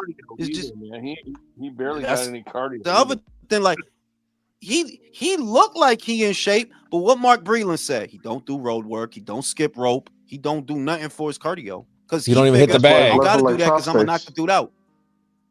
For real, you know? Isn't it true that this guy was in camp with David Haye and Philip Hergovich? Not that Klitschko was there. Wasn't he passed around like a blunt? That's what I heard. I mean, that's the story I read. you know.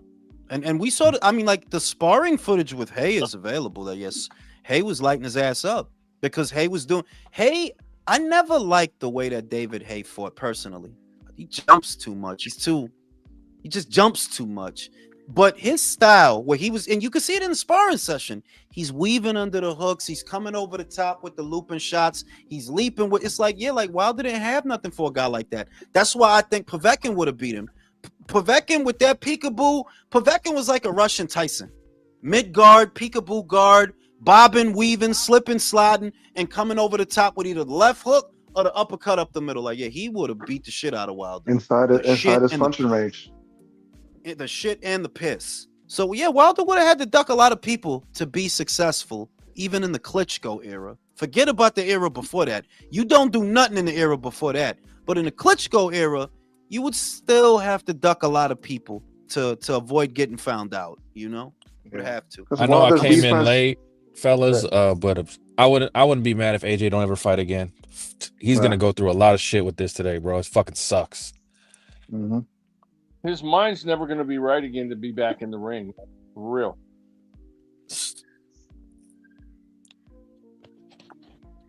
Yeah, I don't know how you bounce back from that. And like, you never know if he probably hurt his back and shit like that, and that could fuck up his career. That Just pretty much ruined it. The survivor's remorse. That was his trainer and conditioner, and they were close. Every time he walks into a ring, he's going to think of them, and he's going to relive that accident. It's just no way. And that's how we know the Fury and the Fury fans are low lives of how they're spinning it, even like in the media over there. Yeah, it's sickening.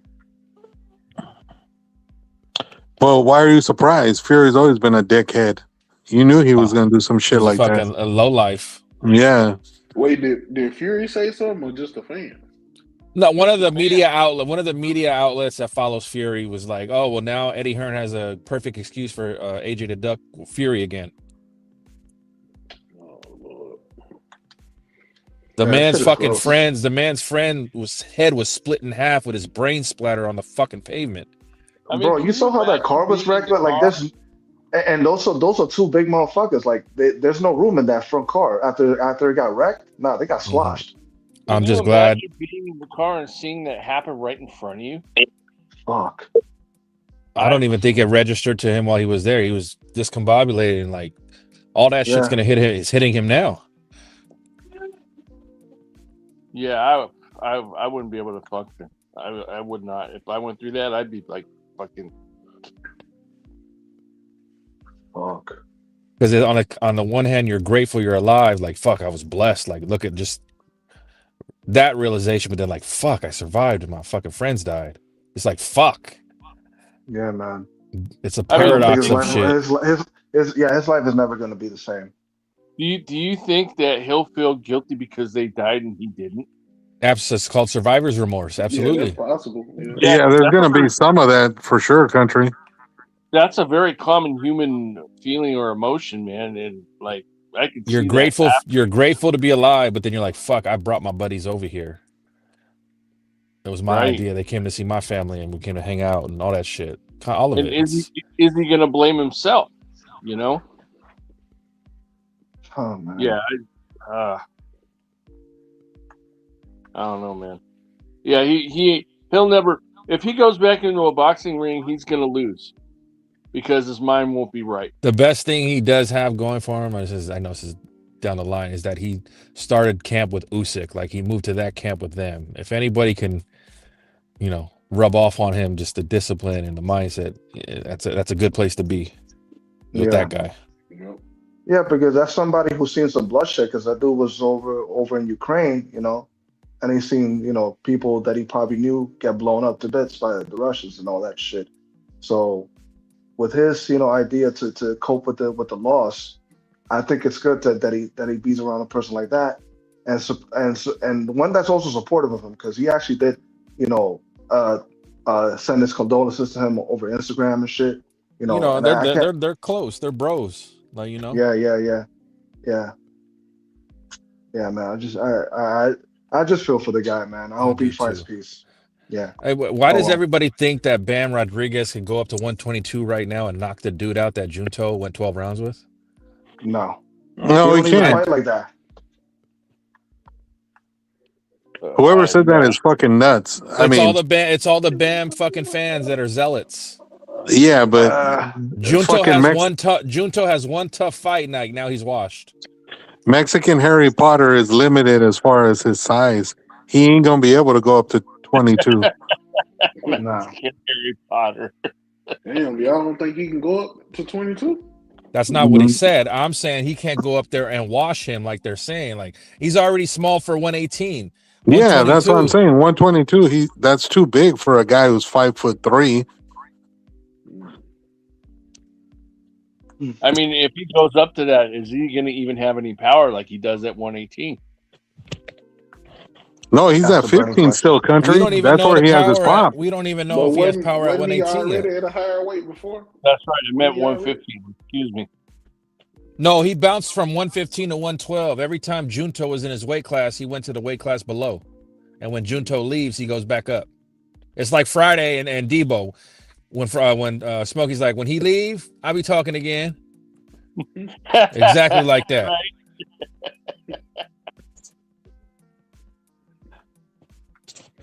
I mean, I wouldn't But mind if I'm seeing him Bam, get the I get ring. what Eddie Hearn's trying to do. I'd rather have my guy lose to fucking Inoue than Junto. Yeah, but wouldn't Yeah, because that's more money.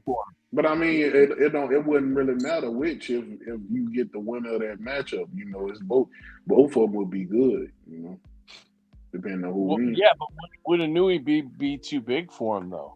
Is the question. I think Inoue would be too fast, country. Too fast. The athleticism. I think- You're right. Yeah, exactly. he's got the his athleticism hand Bam speed is has- elite. Yeah, he fast as shit. The athleticism advantage Bam has over the guys at 115, he won't have that nowhere. He has no athleticism advantage over Inoue. Am I wrong? I don't see it. Where do you guys? If any? No, I think 118 is. I think 118 is Bam's like ceiling. I don't think he can go up to 22. Right. I think he'll be competitive at 22, but I don't think he'll run through guys like he does at 15 or 12. Nah. If he's going out to 122, it's just for Inui. No one else.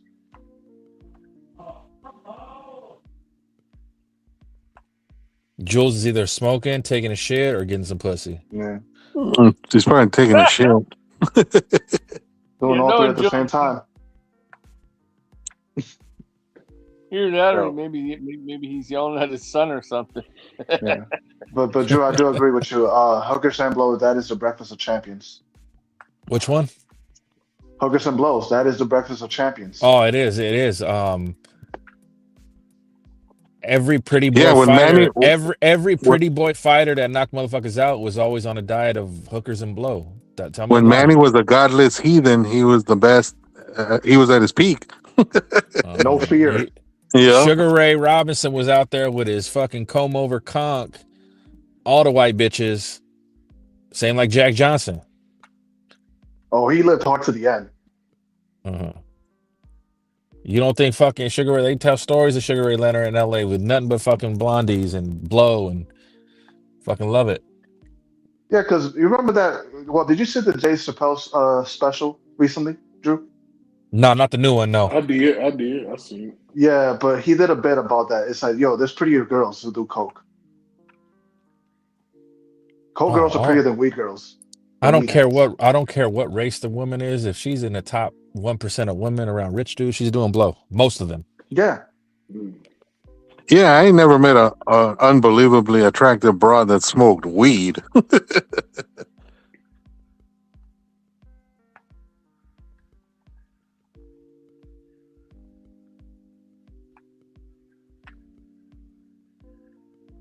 Yeah, me neither. That's But the just, game. Oh, go ahead. No, go do your thing. No, I was just rehashing the same old subject. So go ahead. It's cool. Hey, country, really quick. Has Jules talked about all the people that got added to the Shakur card? No. I'm going to ask him if fucking Keyshawn is really fighting Jermaine Ortiz. Yeah, I think he is. Yeah, Is he? Because I had seen something where he said he wasn't. It's on the post. The card is out. Official post. It's already out. It's out already. No. I'm more There is- wondering, are they really going to make us pay for fucking Xander on pay-per-view? Because who the fuck's going to broadcast that fight? It's all gonna be on I Tubi, don't know. Drew. And Wait, That's what it it's looks gonna be like. on Tubi for real? Yeah, It better most be. likely. Oh well, I don't Because where know. else is Bob gonna put it in? Like, Yeah, I don't Bob get don't it. got no contract yet. I ain't got no issue with it. I mean, we're literally a little more than a month away from that fight, and Top Rank hasn't said shit Yeah, about all that said a the guy 31st. like So I have to think that they're probably gonna put that shit on Tubi like they did with the Michaela Mayer fight, and I don't even know what other fucking fight they put on Tubi. Bro, if they don't find a broadcast partner, I don't know how they survive 2026. That might be the final year. You're exactly. That shit's insane, bro. The thing is, fucking Bob Arum, I don't know why he picked Todd DeBuff to be his successor. Like, that motherfucker, it seems like he can't figure out what the fuck to do. It's a fucking suit. He doesn't know What boxing. happened? What happened to the situation with Stars? Wouldn't they sign to something with Stars? That bullshit. Nah, that Glazer never kept got saying mixed that up. shit, but ain't nothing ever happened. He'll be capping, bro. He's hit or miss. He also said that Top Rank was going to be sold to Dana White, and he was wrong on that one. Bro, who keeps giving that South African dude the link? Is that you, country? Who's that? No. The weird dude that he just... You'll see who he is. I'm letting him in. Oh. Who keeps giving this guy a link? I don't know if y'all heard, but Vito Milnicki, who was gonna go to Zuffa, at the very last minute signed to Samson Lukowicz, which I think is a mistake. If you Vito, I'm saying not that we're all that interested in the career of Vito Milnicki, with the exception of Drew, because he's a big Vito fan. You might as well say Drew fucking roots for Joey Spencer as well. Fucking Jules. Yeah, he's another one who needs to go over there. Goomba. Right? Hey, go fuck your mother, all right? Go fuck your mother, right? Fucking jerking off here, right? Fucking jerking off. But if you're Vito, you only compete at a certain level. Like you only compete at a certain level. Exposed to regular boxing, you're gonna get fucked up. But more importantly, it's not even that, because that's the obvious part. What's not obvious is that Zuffa would have offered you regularity. They would have offered you a schedule of fights. You would have known when you're going to fight, where you're going to fight, how much you're going to make. Whereas with Samson, what can Samson give you? He don't got a network deal. Well, where are you going to fight? There's no network deal. So what? You're going to be buried on the prelim cards of PBC shows, basically. Whereas on Zuffa, you never know. You might have headlined a Zuffa show. Big Vito out here with the big bitches, big titties.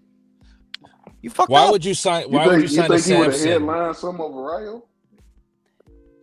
Well, not over Rayo, but like if Vito goes over there, he's winning a couple of fights. If Dana White notices that the Vito guy has all the Goombas coming in from fucking Long Island or wherever the fuck they be at, from Jersey Shore, right? He might have gave you a headline spot. That He did that with Matt Serra. Vito can flourish at Zuffa because the Zuffa guys only compete at a certain level anyway, bro. You surrounded by B and C tier fighters, but if you out there in the world with everybody else, yeah, you gonna get fucked up, Vito. You gonna get fucked up.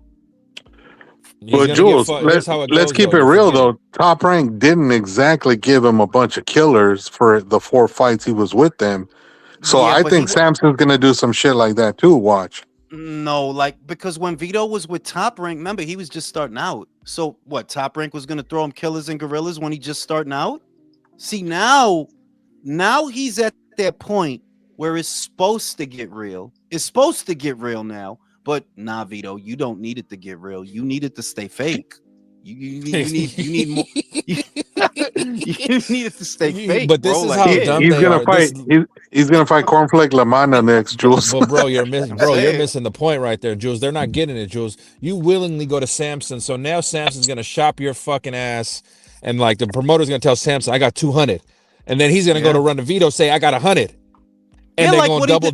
Come on. Who was the guy that he did that? De Los he did Santos. That to Edwin De Los Santos, that he told them it's one number, and Shakur was like, was it Shakur or was it Keyshawn? No, it was Carl Moretti that told him.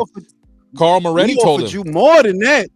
And no, but this is the shit, Drew, and they're worried about Dana fucking White. That shit happened in front of everybody, on social media. Yo, Samson out here lying to Edwin about what And the money I is. didn't see anything from Sean Zattel on his soapbox when that happened. You There you go, know, that silent. shit, I guess that's what bothers me about it. They're like, yo, the shit's so fucking fake, homie. Like, you don't give a fuck about these fighters. Give me a break. That's The same thing a happened to Luis. violation of the Ali Act, ain't it? A brazen violation of the Ali Act. And the same thing happened to Luis Ortiz. They didn't tell Luis while they were negotiating.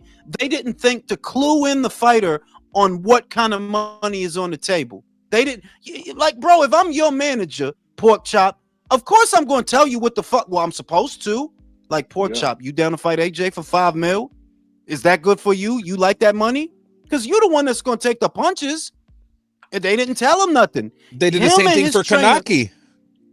Exactly. Well, Kanaki, they killed that shit before it even got to be a thing. But those negotiations with Ortiz and AJ went on for at least about a week, maybe a week and a half. It went on for long enough that somebody should have told Ortiz they're offering his fat Cuban ass $5 million. You know how many times he would have to fight Wilder to make $5 or $6 million? And y'all turned that down. Yo, but Sean don't care about that because, and that's what pisses me off, that, bro, you don't give a fuck about the fighters. You're propagating someone's agenda who is afraid that Zuffa's going to corner the market on B and C tier fighters. I don't know if it's Gary Jonas. I don't think it's Tom Brown, because Tom Brown is basically in bed with Zuffa. That's why Rayo is over there. Yes, you're right, Jules. You're right. Tom Brown is basically in bed with them. Yep. Oh yeah, he loved to run with conspiracy theories and everything like that. He loved to stir it up. But the whole time, I kind of feel like it's funny how the promoters keep speaking out against him, but they hand and foot with the sanctioning body, so they know if Zuffa blow up like it could, they know they the first one that's on the chopping block. I'm gonna tell you what, Pork Chop, that was going to dictate a lot of shit, and why Zuffa has a chance to be successful. Not the way that people think, not even the way that people think, but it's something small, and it's having fight dates. That is the game. Yeah, that's the game changer. Having slots for fighters to fight is everything. The reason Ben Whitaker leaves, motherfucking boxer. The reason Carolyn Dubois got the fuck up out of it. Fight dates. If you ain't got no fight dates, you ain't got nothing. And that's a lot of people from the industry, just like Tom Brown, they're going to warm up to Zuffa. Why? Because they got fight dates. If you got fighters and you got contracts and they got fight dates, y'all got business. PBC ain't got fight dates. Top Rank, we don't know what the fuck going on with them. Matchroom, they can't save everybody. And Golden Boy is a fucking train wreck. And then what do those dates mean? That means you're getting a check. Jules, exactly. how much money is Zuffa Boxing putting in your fucking pocket next year with their dates? We'll see. We'll see. So a baseline of like 12 extra days of live. I would say on average that could be anywhere in between an additional 100 to 150. An additional 100 to 150. But we'll see, because it depends on how many people are interested in Zuffa. Not just views, because YouTube is not just views. Some topics are hotter than others, so they pay better. For example, I got a video of Inoue, 2.7, right? I made less for that video than a video I did about Wilder that only has about 1.4 thousand views. I made less. Why? Because the subject about Wilder was hotter at the time that I uploaded it. It's weird like that, but it's not just views. I'll be right back. Yeah, man, because like more dates mean it's all about job availability. Like, it's Virtuoso, Jules is lying on his metrics. You know why? He knows the views that the ones that get the most views is when he talks about jerking off. And like if Tank loses, he's gonna go streaking naked on live. I have noticed it. Drew, I have noticed a dip in views since he stopped using the sex noises, the porn sounds and shit. Yeah, we've got to remind him that when he comes back. Yeah, like no. There's a level of debauchery we expect from him, and he's fucking. I don't know if this is a new 26. He's shedding his snake skin of the 2025 year of the snake Chinese, but we gotta get to the bottom of this. Yeah, for real, man. I won't I think stand he for had to this. stop using the sex noises because his wife probably fucking talked shit to him. But when have you ever heard of a Latino man listening to his wife talk shit? Oh shit. Tú sabes. Point taken. See? Yeah, but then when it's a black woman, I mean, are you really gonna take that chance? In my experience, black women yell and talk more, and the Latinas will stab you. They'll actually do it. So, and don't get me started on a Slavic woman. Fuck. Oh my god. Yo, But yeah, who you was know, that Zuffa can work on the Friday night fights tip.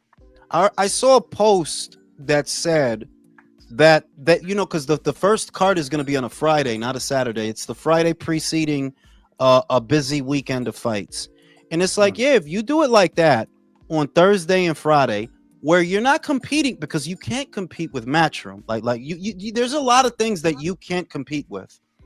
But if you do it on Thursdays and Fridays, it can work. It could be it's like the pregame. You know, you pregame it. Like, okay, we'll watch some Zuffa on Friday, and we get the big shows on that Saturday. Synergy. That can work. You know, it's just like I said, when you got a Boachuk and a Butaev, you got them guys got to kill each other in there, and then yeah, this can work if the fights are violent, because that's what worked for the UFC when they launched. If they're really violent, yeah, this can work. Long as people are getting the shit beat out of each other, yeah, this can work. This can work. All right, Jules, now that you're back, why'd you stop using the porn sounds? Yeah, motherfucker. You got to give that shit a break. You can't have it all the time. Otherwise, people expect it. They'll be back. Do we expect that? Like, I love when I get a Zolani Tete reference. Yeah. You can't do it all the time. Otherwise, people get used to it. You got to give it a break. But I mean, it was very much needed when you made that video about the ladies loving AJ. You know, I think would have been appropriate. Yeah, that would have been a good time to do. I'll bring that back. But you know, he might be done, fellas. Like, he really might be done. No, we were saying I think he is, Jules. I think he's done personally. Like, I don't see how you could muster up the earnestness and the interest and, oh, I gotta do this and I gotta, yeah, not after your homie got his head lopped off in a car accident, bro. I just don't see, like, yeah, nah. I need to relax. I need to slow down. I got plenty of money to retire on. Maybe I need to start a family, right? Maybe now's the time to do it. He is in his mid-30s, you know, shit Maybe like that. Go to America, be on The Bachelor. Could you imagine him on The Bachelor out here? You know, yeah, like, I need to get a couple of American bitches pregnant, like, and then I need to leave so I can have some bastard children and go to the UK, marry a white bitch, shit, like, get everybody mad. Like, I like told legacies wherever you go. I told Virtuoso, if anyone can get him back in the ring, it's him being in the Usyk camp now. Maybe. That's a big maybe. Like I said, motherfuckers dying is not a joke. The way your homies died too, it's not a joke, man. Them dudes got kizzled, bro. Some motherfuckers die. Other motherfuckers get kizzled, grizzled. Dude lost his head in the car, Drew. In the car. Like Boston. Yeah, no, I saw that shit, bro. It was split the fuck in half, bro. And yeah, like it looked like cut chicken. Boy, I'm not trying to be funny. I'm really not. But the New Yorker just comes out of you, fucking the metaphors. You know what I'm saying, like, it's like, is it that chicken spot you used to talk about going to where you get a whole bucket? You know, like no, sometimes you get the old chickens, right? And you got to cut them up and you could use them that way because the older chickens are small. And yo, one of them dudes' bodies, God bless the dad, because it ain't funny, but one of them dudes' bodies was mangled the fuck up, bro. Honestly, it was probably the driver. Because, you know, if you look at the video off when he getting out the truck, I don't even watch that long. Man, it reminds me of a line from that Beatles song, "A Day in the Life," where it's talking about he blew his mind out in the car. Yeah, he didn't notice that the light had turned. It's like, man. Shout out to Gian. Shout out to Gian. When you do the relay, is it two people in the videos or is just your voice? Now that's me and my split personality. He has a bigger dick than I do, my split personality. So, you know, like you always tell. So how did you use him how did you use your split personality in the body doubles for John Bernthal?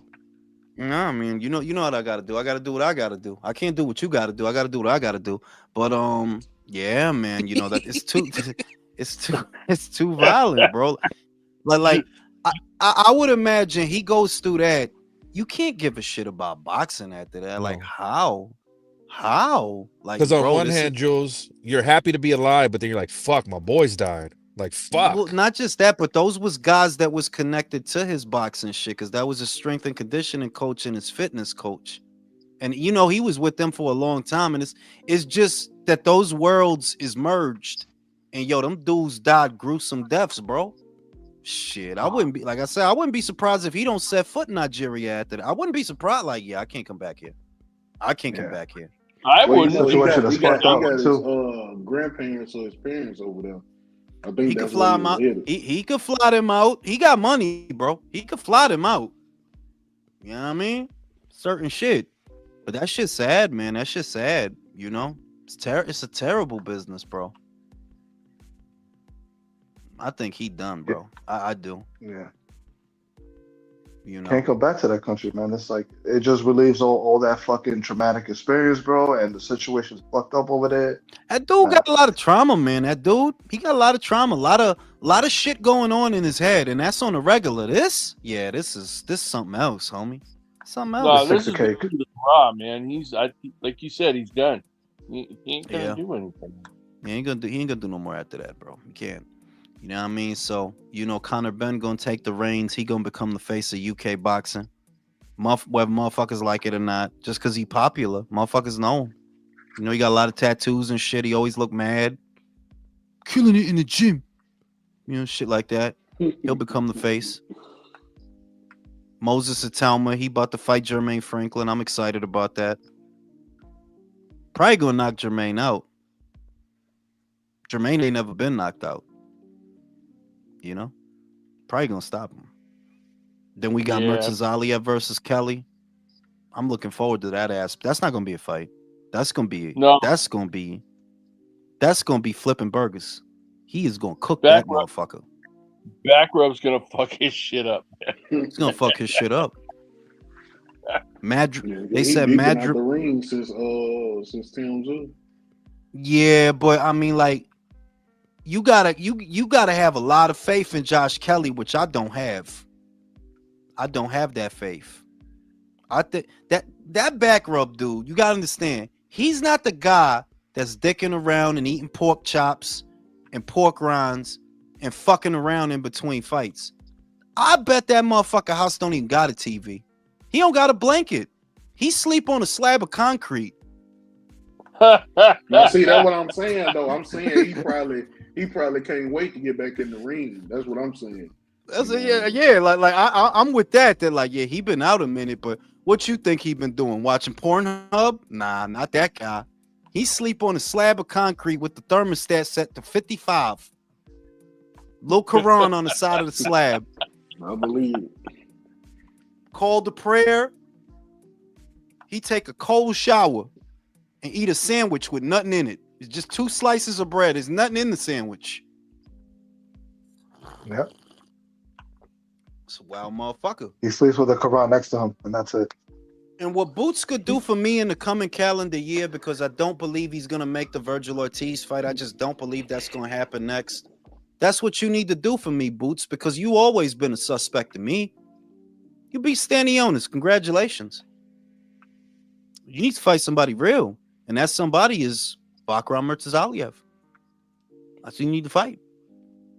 I ain't gonna believe it till you beat a guy like that. I ain't gonna believe it. That's your Victor Postol. You know how Crawford fought Postol, the Iceman, when he was the fake boogeyman because he broke Matisse Albon? Remember that? That's your Victor Postol. That's who he is to you.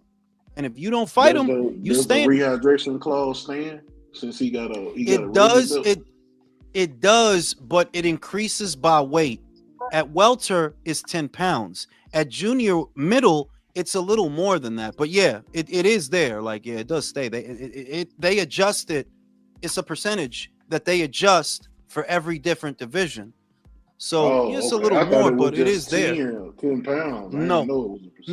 As you go up, I got the list saved in my gallery. As you go up in weight, the number goes up, but you know it's the same percentage because it's based on a body percentage, some shit like that. Gotcha. Shout out to Don Juan.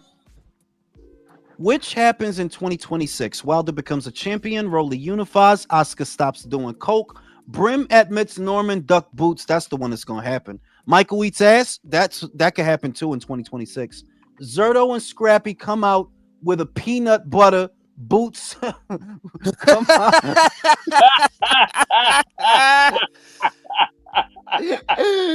Oh shit! Oh, The new What is it? chip. What do they call the peanut butter? What's it called? Bro, the name is right there. Zerto and Scrappy.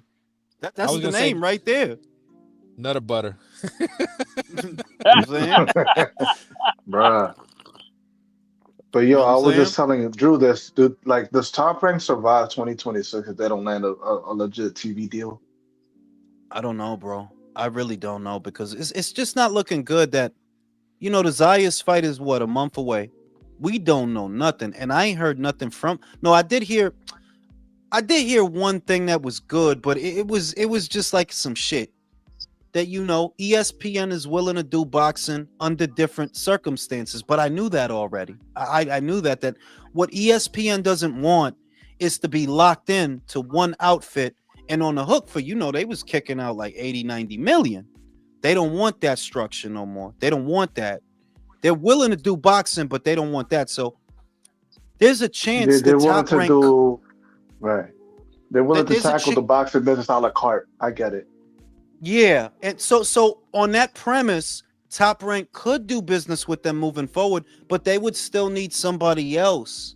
You know that if Yeah. ESPN is not making the same commitment to you that they was before, you got to make up the difference somewhere. And that's the problem that Top Rank is dealing with. They don't want to deal with a promotional outlet that's going to deal with them on a limited basis because they have to deal with other promotional outlets like the Zone. Now, Napoli, to answer your question, the knockouts that came to mind when I read the question, because that's how I usually do it. Opataya versus Sin Cara came up. Cardenas versus that dude on Pro Box came up. Who else got knocked the fuck out this year? Berlanga got knocked the fuck out this year. He got knocked the fuck out.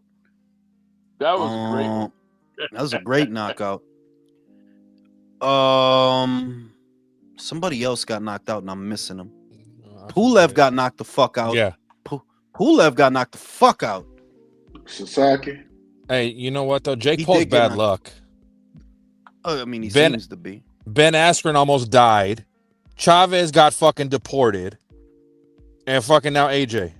All after fucking fighting Jake Paul. Oh yeah, and that shooting. I'm not that just entertaining happened, that. Around Tim Zukard, that shooting that took place.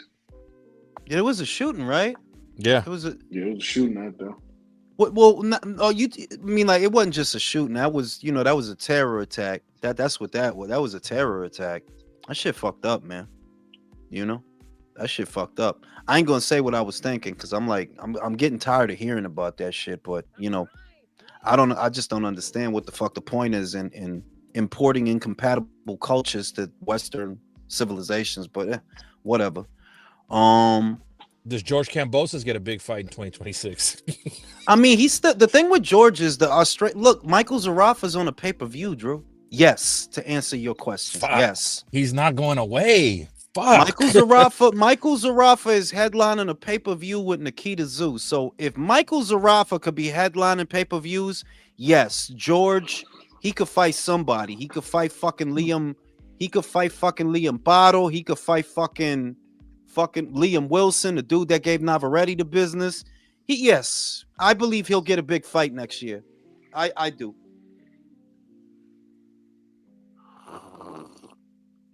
Korean dude got knocked out by Inoue. Which one? Yi Jun? Yeah, he did get fucked up. And That who dude did got Brian Norman fucked knock up. out?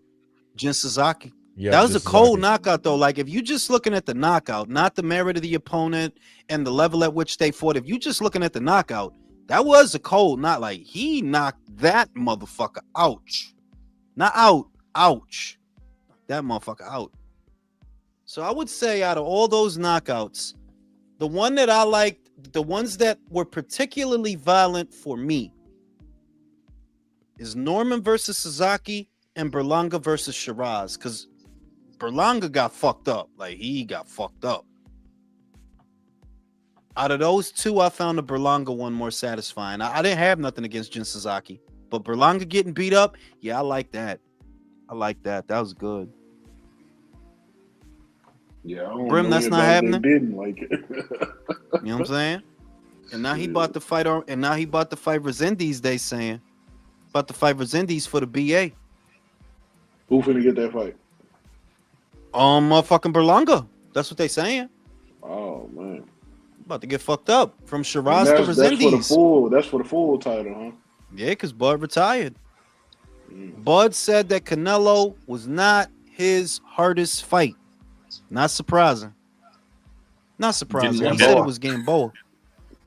And that's the first fight I ever saw, man. And since then, I've been a fan. Yeah. You know, and it's not hard to understand why he did labor more with Gamboa than he did with Canelo. It's like, yeah, he got hit, he got wobbled, it was tough. I see the logic. It just, you know, I'm a assuming lot of that the weight cut was kind of hard too. I'm assuming. and that's Yeah. another thing. He said that he felt perfect at 68. I'm like, you felt that way because you was fighting Canelo.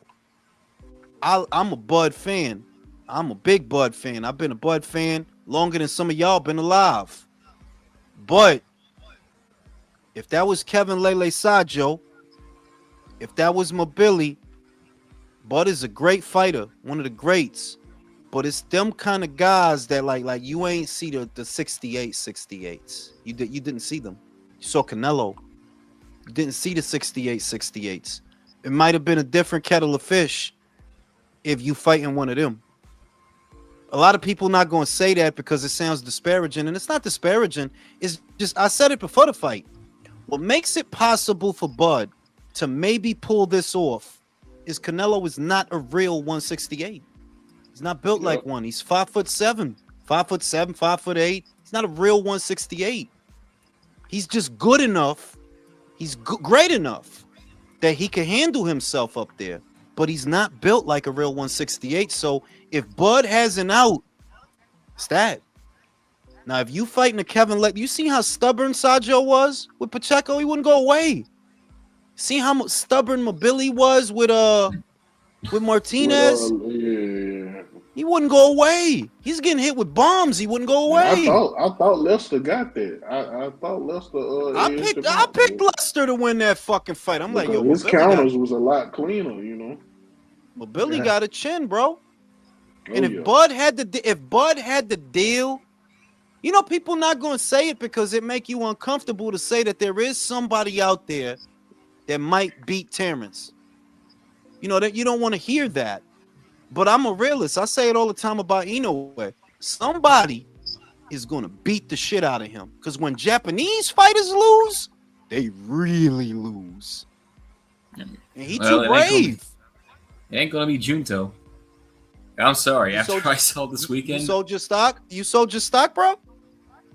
I always thought Inoue was going to beat him, but let me put it this way. Rather than selling stock in Junto, I'm more impressed with what Inoue did. Because apparently making that jump from 118 to 122 is no joke. And I don't want to hear about Hernandez being a tough customer because Inoue went after Fulton and Tapales. Not that, but that Hernandez is not. Inoue not going to fight like Hernandez is the thing. That's the thing. It's not like he going to do the same shit Hernandez. They're different fighters, you know? They're different fighters. But Ohashi did say, I just uploaded a video about it. I didn't know that. Ohashi knew that Hernandez was a tough motherfucker. He said he beat the shit out damn near everybody in the Ohashi gym except Inoue. He said that. Yeah, he's a spar. That, yeah, I knew, right? And I'm thinking, so if you knew that this dude is a fucking maniac, why did y'all put him in there with Junto? They tried to set him up, Jul. You're right. That's what I was. Because the Bro, like, Japanese... everybody. no. Like, hold on. My Conspiracy. dude, Jason, No. Jason, if I know that the dude is a bad motherfucker, why the fuck would I put him in there with Junto to fuck up this fight? Because the Japanese ain't bitches. They're like, okay, Come you're on, tough, we bro. but fucking prove We it. know how go, Turkey bro. get Here we down, go, bro. though. You know what I'm saying? A tuna No, ain't but really you're a tuna. forgetting, Jason. Who do we give a fighter to see if they really the goods or are they gonna fold? A fucking Mexican. Mexicans are always beating up them fucking Brits when we think the Brits are the ones. Look, I get that, but the shit is, you know, this is the biggest fight in the history of Japanese boxing. You know that. You know that right now, this is bigger than anything. I'm gonna be real, Jason, and I know the Japanese and you don't want to accept this. I think Ohashi was scared of Junto. I do. I don't know about now because he looked like shit. But I always got the impression Hideyoki don't want to make this fight. He don't want to make this fight. He said that going up to 126 would be bigger, Jason. You believe that shit? Than the Junto fight. That is... He said that, though, Jason. He's been having a fetish about that Nick Ball fight for a while, though. Like... But that's not bigger than Junto. It's not. No, it's not. Nowhere. It's not. It's just he's afraid, but it's also Junto needed a fight like that. It's not that he didn't need it, Drew. It's more that I've always sensed there's a wavering commitment from Hideyuki. I'm not gonna put it on Inoue, but for a couple of months now, I got the impression Hideyuki don't want to make this fight. Why would he? What fucking super bantamweight or bantamweight has ever done what Inoue did and made the money that he made? That, bro, why I'm gonna put him in there with Junto and fuck up my paper when I could keep getting money without fighting Junto? Why would I want to do that? Yeah, Inoue want to do that because the samurai and the honor and you know the blood and the all the bullshit. Yeah, he might want to do that, but I'm the promoter.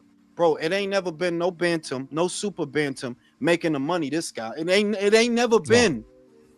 Why the fuck would I want to gamble that? What do I get out of that? And if Ohashi had his way, he'd rather have him fight Bam next than Junto. Ohashi already killed one motherfucking fight. Motherfuckers don't pay enough attention to that shit. Ohashi killed Bam and Junto. He killed that. He told them not to fight. So I'm just kind of thinking, yo, you don't really want to do that, Inoue and Junto. You might want Inoue go up there. Right now, he might be thinking this is what I'm saying.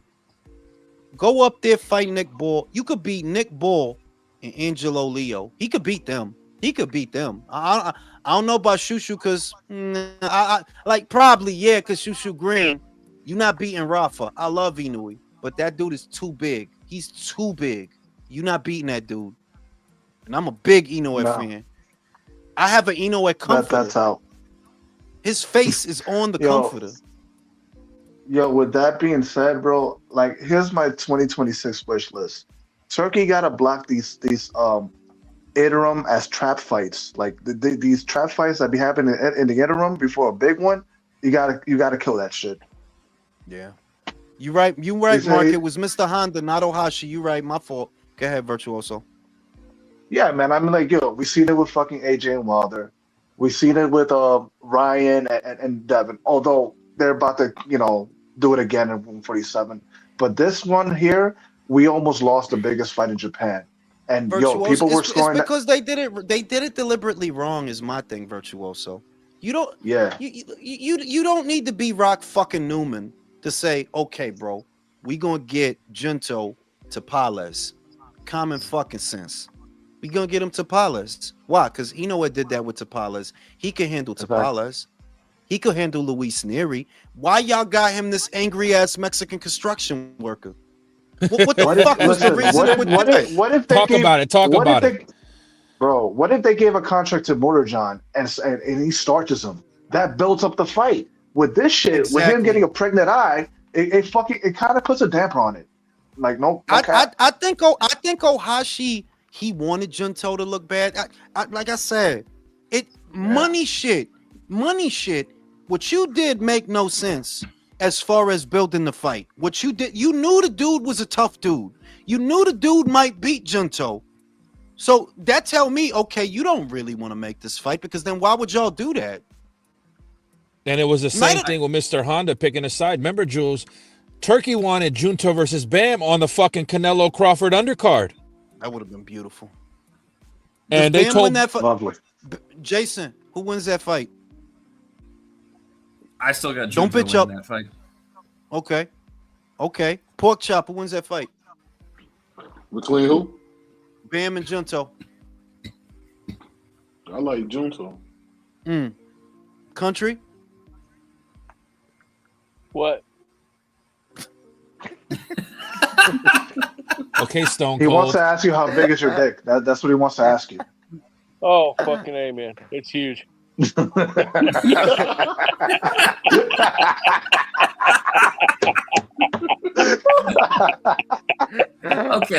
Okay. Country Jules. Bam and Junto. Country Bam and Junto. Did what happened on Saturday?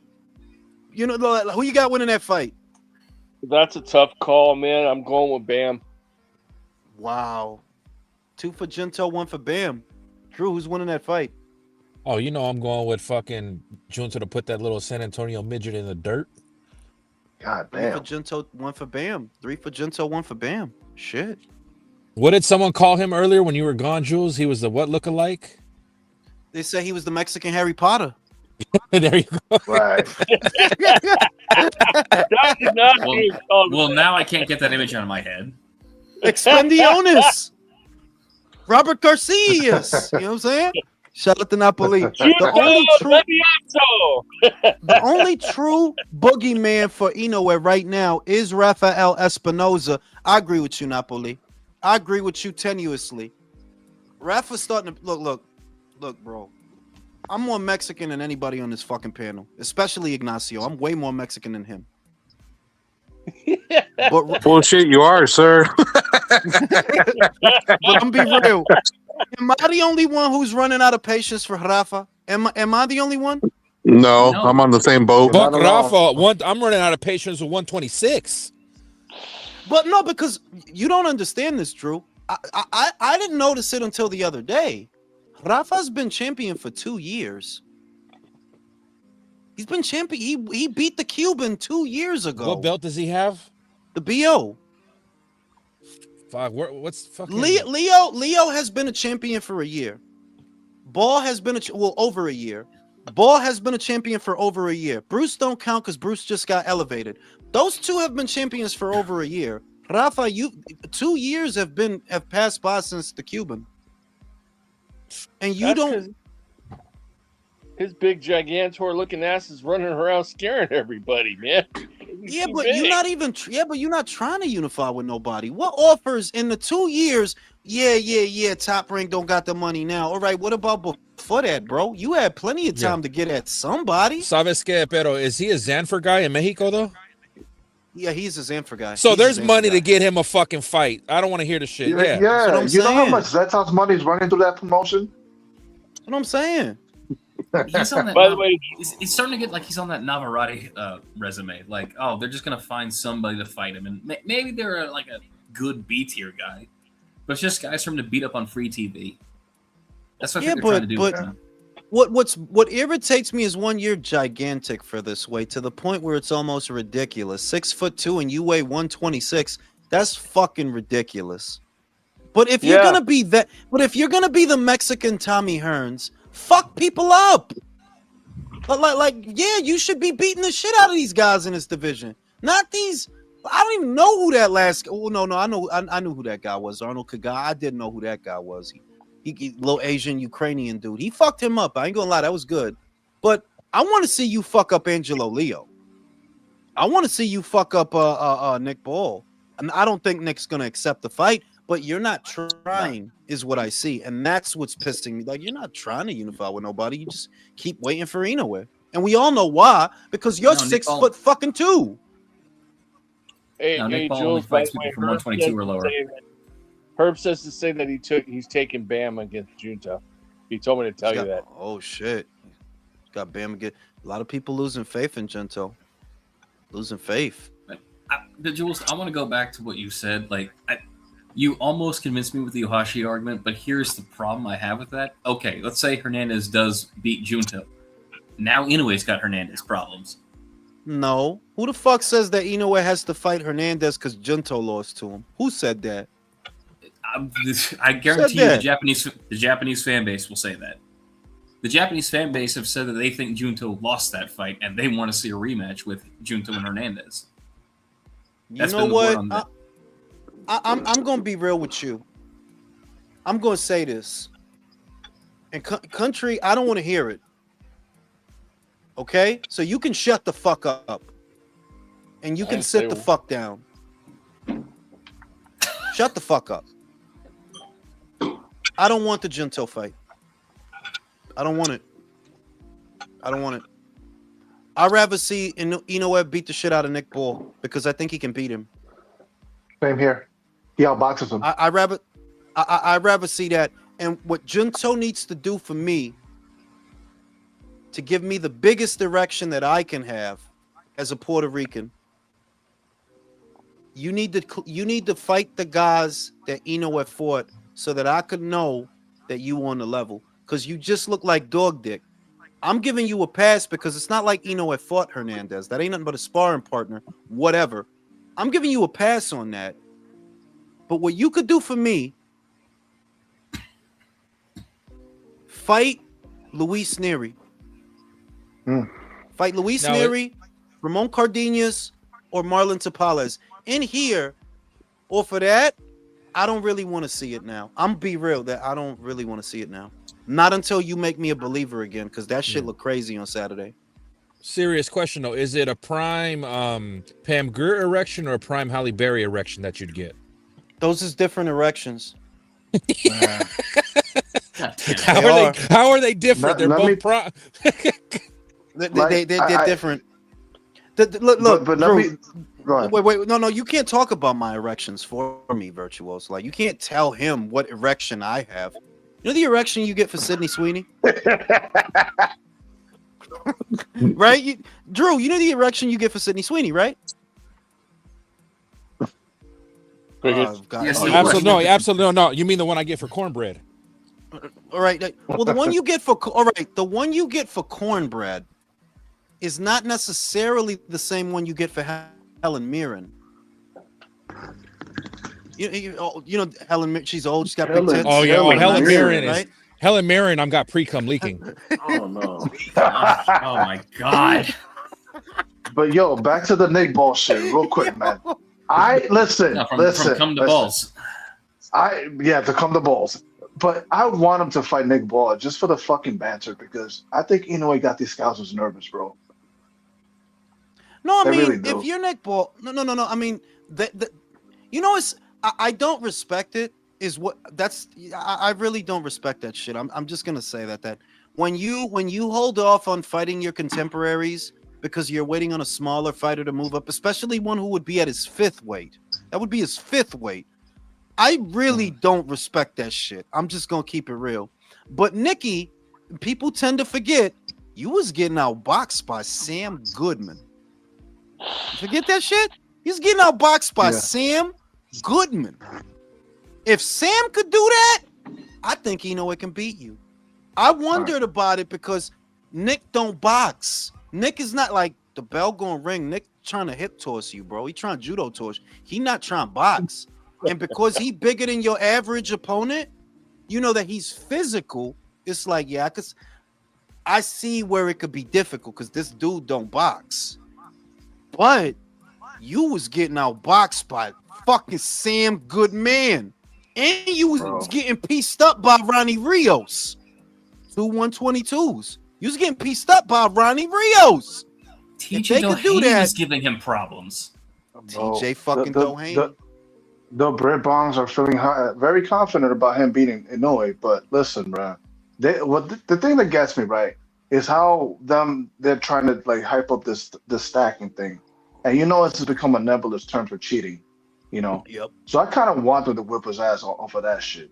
Anybody that tries to accuse him of No, yeah. I mean, no, yeah. But is the reason I didn't spend a lot of time on it is, that Felix Trinidad used to stack his rat. Like, that's normal in America, right?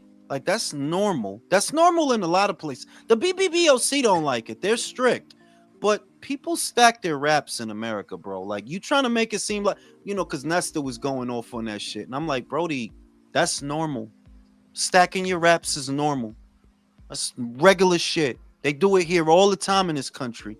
You trying to act like that's some uniquely Japanese shit or whatever, or he can't knock people out when he don't stack his raps. Then how he knocked out Fulton? Ancient Chinese secret. How he knocked out Fulton if he can't knock people out when he don't stack his raps? Because that same shit happened. There's You need complaining more about it. countdown. Yeah, that's when the complaints first started, I believe. You know, it's And just who some was it? Was it- bullshit. Was it Duran who said like, "Oh, that's bullshit. I stack raps all the time when I do the raps for fighters." Basically, that's normal, and it's not gonna make you. It don't make you hit harder. It's to protect your fucking knuckles. That's what that's. It protects your knuckles. It's not plaster of fucking Paris. It's tape, bro. But And he whatever. wears winning gloves. Fucking winning gloves. He wears those fucking pillows. Like what? Fuck you. They just I get that aggravated me because it's like, yo, dog. At some point, you don't get tired of saying stupid shit. You don't get tired of hyping up whack fighters, hyping up Wilder. Why you get excited talking about Frank? And I respect Nesta, so it ain't like that. I respect Nesta, but I'm like, how you sitting here getting excited about Frank Martin? I don't even understand I ain't that. gonna lie, he was dragging Picasso. I mean, he was dragging Inoue, calling Picasso a prospect, saying, how you go 12 with a prospect? Nah, listen, man. He was dragging him. Yo, dog, I never thought I would see the day somebody get hot to see Frank Martin. Like, with this where we at as a country, we get excited over Frank Martin. This what we doing? Yeah, who knew knockout of the knocking year. out? Now, knock out of one of you got to admit though, he did knock the shit out that Cuban. Yes, he did. He's old as That old he's old as sideshow dope Bob dick. looking motherfucker. And we know how you Yeah. feel about Cuban. We know how you feel about Cuban guys getting knocked out. That was satisfying though. That was sad. I'm not gonna lie. Man, even See, if you're no, willing to wait, say let me that- say this. A part of the reason I've always hated Rancis Bartholomew, it's not even the boxing shit. It's because his haircut don't fit his face. You got this old Dennis Rodman looking. It don't fit your face, bro. It don't fit. Like it don't look right. You know, and I always hated him for that, and his brother. Like, why y'all get these fucked up ass hair? It don't fit your face, bro. It don't look right. You know, so he got knocked out real good. I ain't gonna lie. Frank did do that, but who the fuck get that excited over Frank Martin? Like, what are we doing? We get excited over Frank Martin? Even if we were willing to acknowledge that David Picasso is a prospect, which is dumb, he was rated 4th in the division. But even if we were willing to do that, who else was he gonna fight? Who? He cleaned out the division. Yeah, he fought 4 times this year, so I don't know what the fuck it is that they want him to do. But you know what? We're treating the situation at face value when we know that there's nothing he can do Better to make behave. him happy. There's nothing Inoue can do right for somebody like that. That it's not that there's something you want Inoue to do that he didn't do. You're angry that he did do it, that he did beat Stephen Fulton, that he did unify his division, that he did arguably clean it out. It's not that he did something wrong. It's that you don't want him to win. My thing is, if you don't believe that Inoue is pound for pound number 1, hey, country, shut the fuck up. If you don't believe he's number 1, who is it that you want to be there? I know it's not Usyk because you don't like him, Neve. Who? You got him number 1? Right now, I do. No. I got Usyk at number 1. Because So Crawford I retired. think you would make an argument because Usyk only fought once against somebody he already beat, and Inoue had like 4 or 5 fights this year. So you know, Look, to me, Usyk and Inoue are interchangeable, but by process of elimination, the guy that I had behind Bud was Usyk. So Bud retired. who Usyk gets number on the 1. list? I see they put Oscar Collazo on the ring. I'm not doing that. I'm not doing that.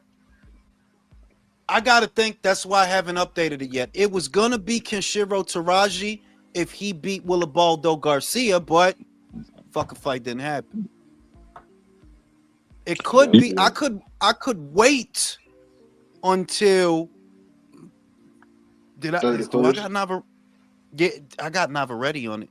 Not because Shakur already on mine, and bitch ass Teofimo's already on mine. Oh, okay, Whoever, okay. when somebody lose that fight that's gonna be another vacancy. Like, yeah, whoever lose that fight, they out of there. Whoever lose that fight. I know you loathe having Teofimo on your list. I do. If it ends up being a draw, Jules, do you disqualify both of them? Yo, dog, I'll tell you what, if that shit is a draw, I'm gonna drive to your house and I'm gonna clog the fucking toilet. I'm gonna take a shit so fucking. Where you got Tank? That's some fucking hate, bro. I don't got Tank on my. What the fuck would Tank be doing on my list, dog? What the fuck would he be doing there? He a champion, man. He been at fucking lightweight since 2019 and ain't fought one champion at lightweight. Nah, Tank ain't on there. No, I saw something in the chat saying who's the biggest clown of the year, and I don't know why that's a question. It's clearly Tank. That dumb motherfucker lost fight, got a gift draw, and then threw a hissy fit. Then tried to fight Jake Paul, only to fumble that because he can't stay out of trouble with the law, and watching someone else get that bag. Well, Keyshawn make a strong case too. Man. He's the runner-up. Keyshawn is runner-up for Donkey of the Year, but I would give it to Tank because you fucked up $30-40 million for an easy lick. How fuck retirement bag, right? For Jake Pizzol, because you can't stop slapping these bitches. Now you got to pay that bitch to make this shit go away. You know you got to pay that bitch. Got to pay her lawyer to make that shit go away. And now he's doing fucking interviews where, man, this is why I'm considering retirement, because I want to go into psychology. I want to do like some therapy shit, and you can't be in the fighter mindset there. You fucking gay piece of shit. Suck a dick already. It'd be less gay if you sucked a dick. For real. They need you know that cannon when you at like a basketball game, they shoot the t-shirts in the crowd, right? That cannon? Yep. Yeah. They should put a dildo in that shit and shoot in Tank's ass, so he'll be happy.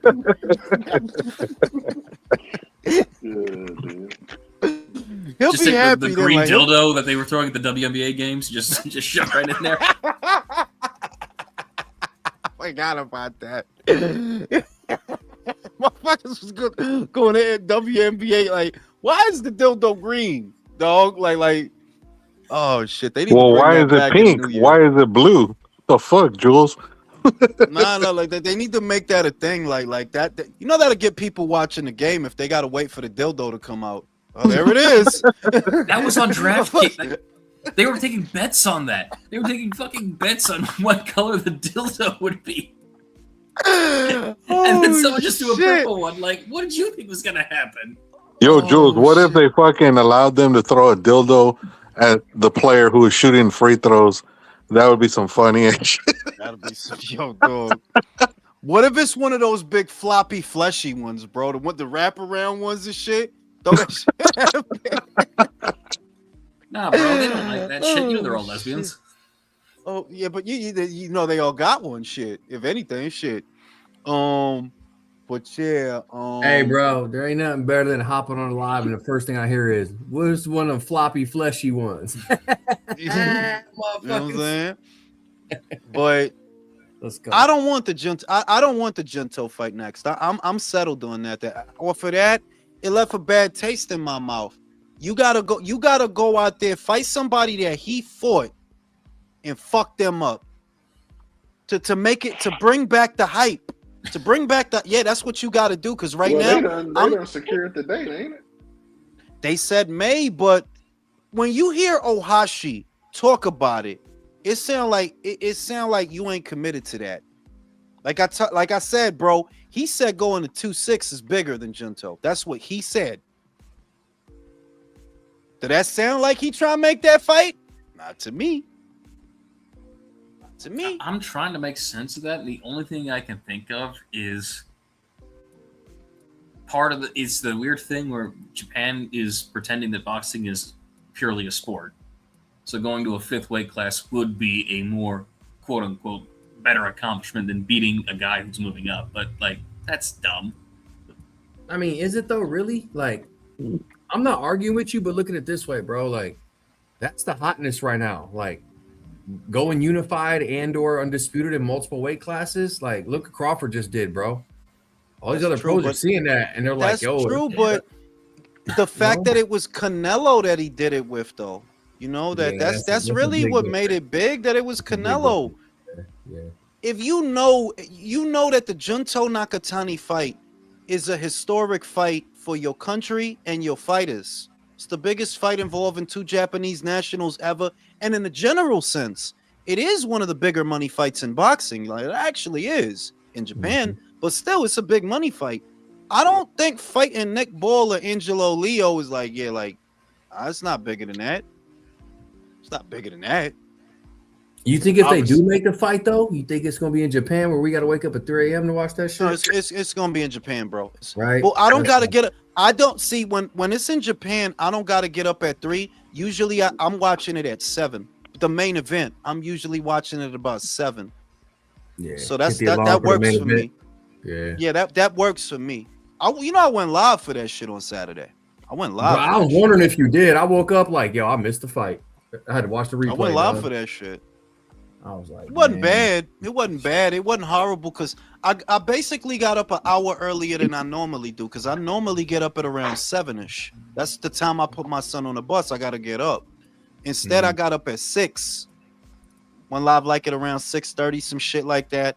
So it wasn't too bad. It's just being live and talking that early in the morning. I'm like, yeah, that's the part I don't do. Yes. I shut the fuck up when I wake up. Mark in the chat, I think, has it. Ohashi wants to beat Ioka to having the first 5 division champ in Japan's history. I mean, I guess he could because Ioka did beat him there. Ioka's a 4-weight world champion. I think he's the first. Isn't he the first Japanese 4-weight world champion? He's the first one. Ioka's the first one. Yeah. The first male, but yeah, he is. Shout out to Don Juan. Tank is going to be the jelly in Zerto and Scrappy's peanut butter fight round and fighter of the year. Okay. Male fighter of the year, Terrence Crawford. Female fighter of the year. Female fighter of the year, Michaela Mayer. Male fight of the year. That's a tough one because we had some good fights. Sam Noakes versus Abdullah Mason. Lester the Molester versus Mobili. Yeah, that's my pick. We had this conversation. And there's a couple. Conor Ben versus Chris Eubank 1. I enjoyed that fight, man. I enjoyed the first one. Second one was good. This weekend's fight, Junto and late entry, but I mean it was a good fight. Out of those fights, Conor Ben versus Chris Eubank. Because at the end of that fight, I wanted more. I was only hyped for the second one because of the first one. So I'm going to give it to Conor Ben, Chris Eubank Jr. 1 for fight of the year.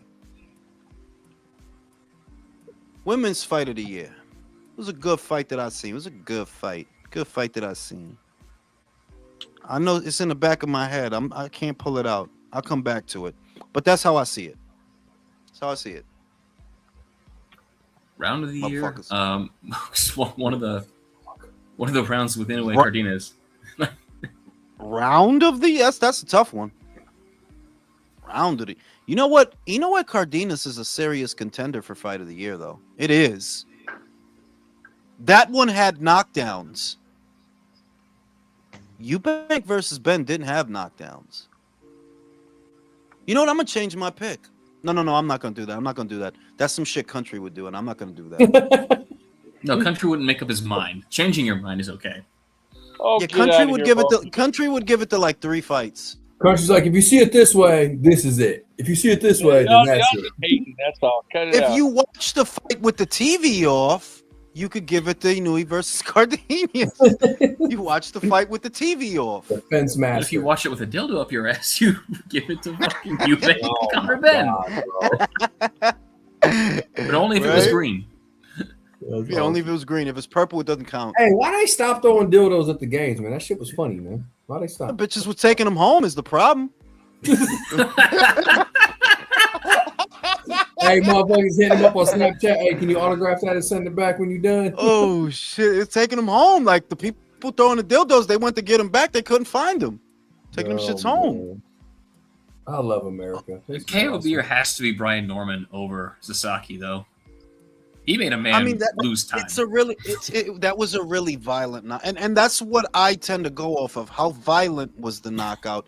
And that one was pretty fucking bad. Like, he bounced his head off the canvas, bro. That dude was slick. He lost 2 weeks of memory, bro. Hey, you know what? You know what they need to have too? Fight of the year, round of the year, fighter of the year, all that. Ass whooping of the fucking year. Like, ass whooping of the year needs to be a cat. Like BTA. I do ass whooping of the year, and who really got the shit beat out of them this year? The like not just knocked out, but fucked up.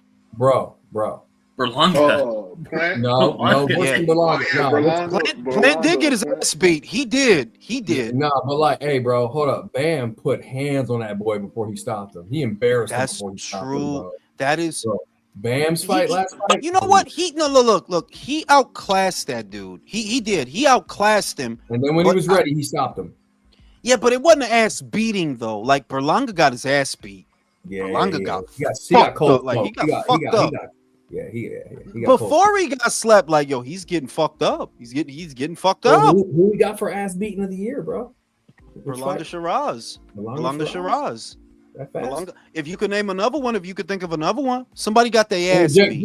Jake Paul don't count, so he's not in. Yeah, he's not in the running. Nah, because he's don't count. No, he don't count. He's not. Yeah, he's a gimmick. He was running for most of that fight, and then it lasted like 2 seconds. No award for that shit. He was trying to give AJ head every chance he got and shit. Like, yeah, no, bro. Somebody who got their ass beat this year, like real bad, like fucked up. We're sitting here watching and we're like, yo, stop the fight, ref. What the fuck? What fight was that? Let me see.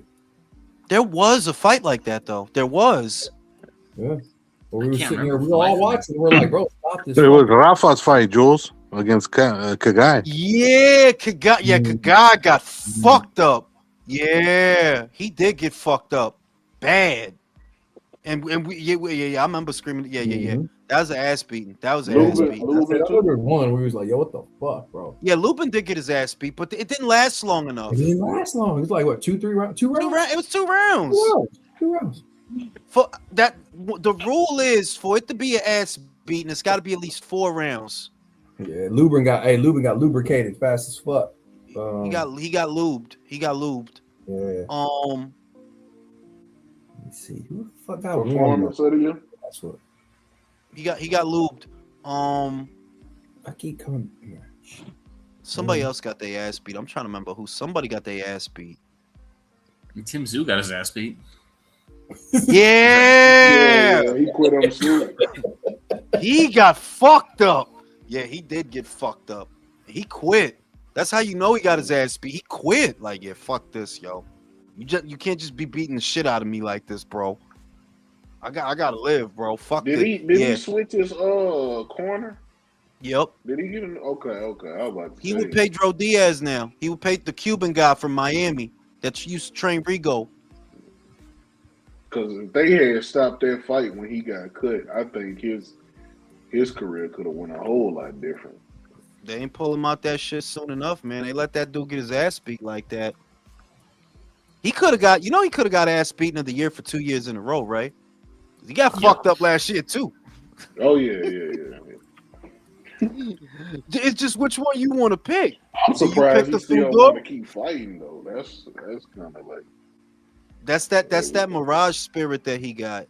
That Mirage to benefit us. Cause like at a point, it's like, damn, are you trying to prove something or what? I mean, it's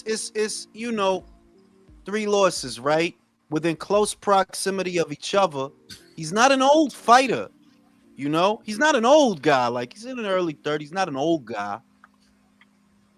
I guess he just don't want it to end fucked up. They just beat my ass and ran me. They beat my ass and ran me out my sport. I don't want it to end like this. Nobody does. He was on a decent trajectory. I ain't say he was a world beater or nothing like that, but he was on a good trajectory. Pork Chop, I legitimately think if he don't take that Fundora fight, he's in a very different place. but that Fundora fight. Well, you see, and- it was a Thurman fight at first. Yeah, it was supposed to be. And it's like that Fundora fight took something out of him. It did. Like, that was way harder than it should have been. It was a freak accident, but you got hit so much throughout the course of it. He traumatized from that shit. Yep. PTSD, something got taken out of you in that fight. You Shit, fought much your ass blood off, as they lost in that fight. Man, right? I ain't never Shout seen out it to cook that bad. Oh yeah, that's a good shout. Beatrice did get fucked up by Terrence. She Yeah. did. She got fucked up. She got fucked up. That Turkish broad, right? The Turkish broad is not my female fighter of the year, but she's my Mhm. standout fighter of the year. Standout is different. My category for standout is based on you wasn't really shit before, but now you know you Now stand you out. pop. You pop. Yeah, because she went to Ireland to knock the Irish bitch out, and she went to Monaco and knocked the Brazilian bitch out. So yeah, standout fighter Yeah, of the year is Elif Turan.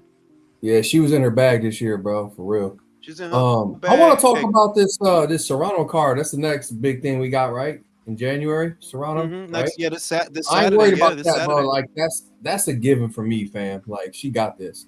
I'm Yeah, she looking got at that. the Stephanie Hahn Holly Holm fight on that card. I got Holly. I got Holly too, but like, do you Yeah, think she Holly's look got a like she chance? miss a You think she could do something, make something happen here? Because I mean, Nah, I Holly got got Holly's Holm, gonna but beat her I don't ass. think. Yo, the shit is look, this the shit. Han got a right hand. She do. Like I seen all Han fights. She don't Yeah. got a lot. That's how I seen them all. Yeah. She got a right hand, but Holly not gonna stand in one spot for you to just land that flush. She Here's gonna be my moving thing. around. If you can't agree. land it flush, Yeah. you're not gonna knock her out. Yeah. Like I said, Jules, I'm with you. I got home all the way on this one, man. My boxing brain says home all day, but this is where I'm at with Holly. When does the age and miles and the wear and tear show up? What fight does that happen? Not with Han. The shit is, look, the age and miles, believe it or not, are there to be taken advantage of, but not by Stephanie. Not by Stephanie. So, Who yeah, could she ain't take got the- advantage? Who could take advantage of that shit for real? Is Carolyn or Relief? Because they're gonna come right at her. They're gonna come right at her. They're gonna keep coming right at her. The pace is, you know how it is with the old fighters. If you sit there and fence and fiddle, it's like playing chess on Sunday to them. That's what they there for. Yeah. But if you in their face and you pushing them and you won't leave them alone, they start to feel old. Remember what Jeff Horn did to Manny? Yep. That's what he's being rough, pushing him around, punching him in the dick, giving him wet willies and shit, give him a wedgie. Start to like, I'm too old for this shit. It won't be like it won't be Stephanie. Yo, listen, see if listen, you anybody motherfucker. It may not be Terry neither. It may not be Terry. We seen Terry go out there with an old ass Cecilia Breakers and get a draw. Holly might beat her too. Oh yeah, Holly might beat her too. But Carolyn, yeah, she gonna be all over her, man. She gonna be on her like fleas, bro. Hey, as long as Terry keep posting them videos, training them little tight shorts, she good. She has a magnificent ass. That shit's bro, crazy. It's could only be created by God Himself, bro. Yeah, because it's the perfect shape. It's the perfect width for the perfect leg. It's like she know what she do. Hey, she know what she doing when she posts some little boxing. Come on, bro. Working the bag, girl. You know, you shit with her is she's in the girls. You know, she's in the girls. Oh, That's her word? shit. Yeah, she's in the girls, bro. That's good for her. But you know what? That ain't for the girls. Posting all that ass. Nah, that's not for the ladies. That ain't for the girls. You know what you doing? That shit ain't right. Maybe she plays for both teams. That shit is not right. That you know you don't like dick like that. Like, what are you doing? You know you don't like no cock. Terry, you know we looking. Terry, You doing? stop playing. Terry, stop playing. This I think it's country's fault personally. Hey, most things are. Most things are. Yeah. You know, ever since he got them cats, he all sassy and shit now. Yeah. Like if Michael's not here, it's country's fault. No, It is. ever since he got the cats, we've been seeing corruption in Minnesota. That's all him. the Somalians. The fucking, You can blame the Somalis on country's cats, bro. that's a dog. That is a hell of a scandal, and I'm so lost with the news, bro, because they keep coming out with these periodic reports about Ilhan's husband's companies and where they're valued, and I just don't know that I can believe it from the news sources, from these news sources, because I'm like, well, if it's this way, it's very obvious where the 13 billion went. If it's this way, you know what I mean? Mhm. That she had a net worth, they said, of 45,000. Now her Did you net see what worth it's is talking about? 30 Hey. million. Jules, you see, but even before that, when she got to the country, you see what they supposedly, I don't know if it's true or not. We'll see what comes out. But supposedly, she's fraudulent when she immigrated here because she married her brother fraudulently. And Cash Patel, and Tom Holman.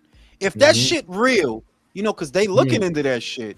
And if that shit real, he said, yo, I'll put the cuffs on her myself. Like, bruh, let's go. This shit, this shit could.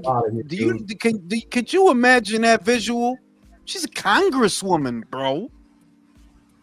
But I'm saying, what's going on? The real shit is you just got to be real about certain shit. I'm real about a lot of shit. Sweden was the safest place on earth until you imported all them fucking refugees. Yep. It's just a fact. 100%. It's just a fact. The numbers Bro, don't lie. I got friends and family in Columbus, bro. They're all feeling this shit. They can't stand it, bro. They're like, shit ain't right over here, bro. Okay, Like, so London used to be a lot safer than it was before you started doing. It's just the truth, bro. It's just, I don't care if it offends nobody. I don't care. It's the truth. It's the truth. So you got this shit going on in Minneapolis. Yeah, like give me a break, bro. Give me a fucking break, bro. Okay? The shit just is what it is, bro. I'm gonna tell you something else, Jules. I'm born and raised in the United States of America my entire life. The only time in my life I've ever heard a call to prayer was in the country of Iraq or Kuwait. If I walk to an American city and I hear a call to prayer for Islam, call to prayer over loudspeakers in my city in America, we got a fucking problem, bro. We have a fucking problem. Like, no.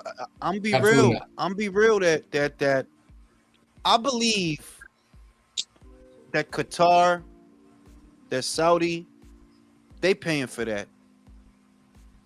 That's what my gut tells me. They paying for that. Yep. Oh, no, yep. I'm not because full-scale war benefits no one. This is the modern age. Full-scale war to try to take somebody, that's a primitive way of doing things. That's sticks and stones. If you really want to take the shit over, you use its infrastructure against it. Y'all got plenty of money to buy plenty of shit, to import plenty of people. From within. Yep. From within. Yep. You know? That's why I need the young guys to fuck more bitches and get more bitches pregnant. That's the only way we go offset this shit. It's the only way we go offset this shit. Like, but no, because you know what they say, for every couple, they're gonna have like 9 children. They trying to outbreed motherfuckers. Our only saving grace is that they keep trying to fuck their cousins and sisters. Yeah, so eventually they're gonna give birth to a bag of bats. Fucking bats gonna shoot out a bitch twat. Like, okay, you done fucked too many of your cousins. This shit ain't even human. Bro, have you seen pictures of the Habsburgs who used to do that just so they keep power within their family line? Oh my god. Did you see that family in West VA? No. That they super duper inbred. One of the guys barks like a dog. Oof. Oh no. He don't talk, bro. He just barks like a dog.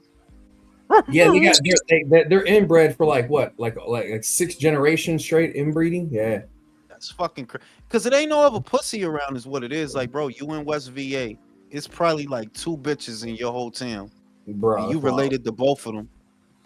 Remember that show they had called the what is it? The Wild and Wonderful Whites of West Virginia? Where they showcase all them families that are in the backwoods of Appalachia and shit. Hey man. That shit is wild. Listen, I'm gonna tell you something, Alex. I believe that eventually, not now. See, West Virginia is a beautiful place to live, believe it or not. Economically, it's not good because it has no infrastructure. There's no money flowing in there, right? But if the money you make is not based on your surrounding environment, you could live like a fucking king out there.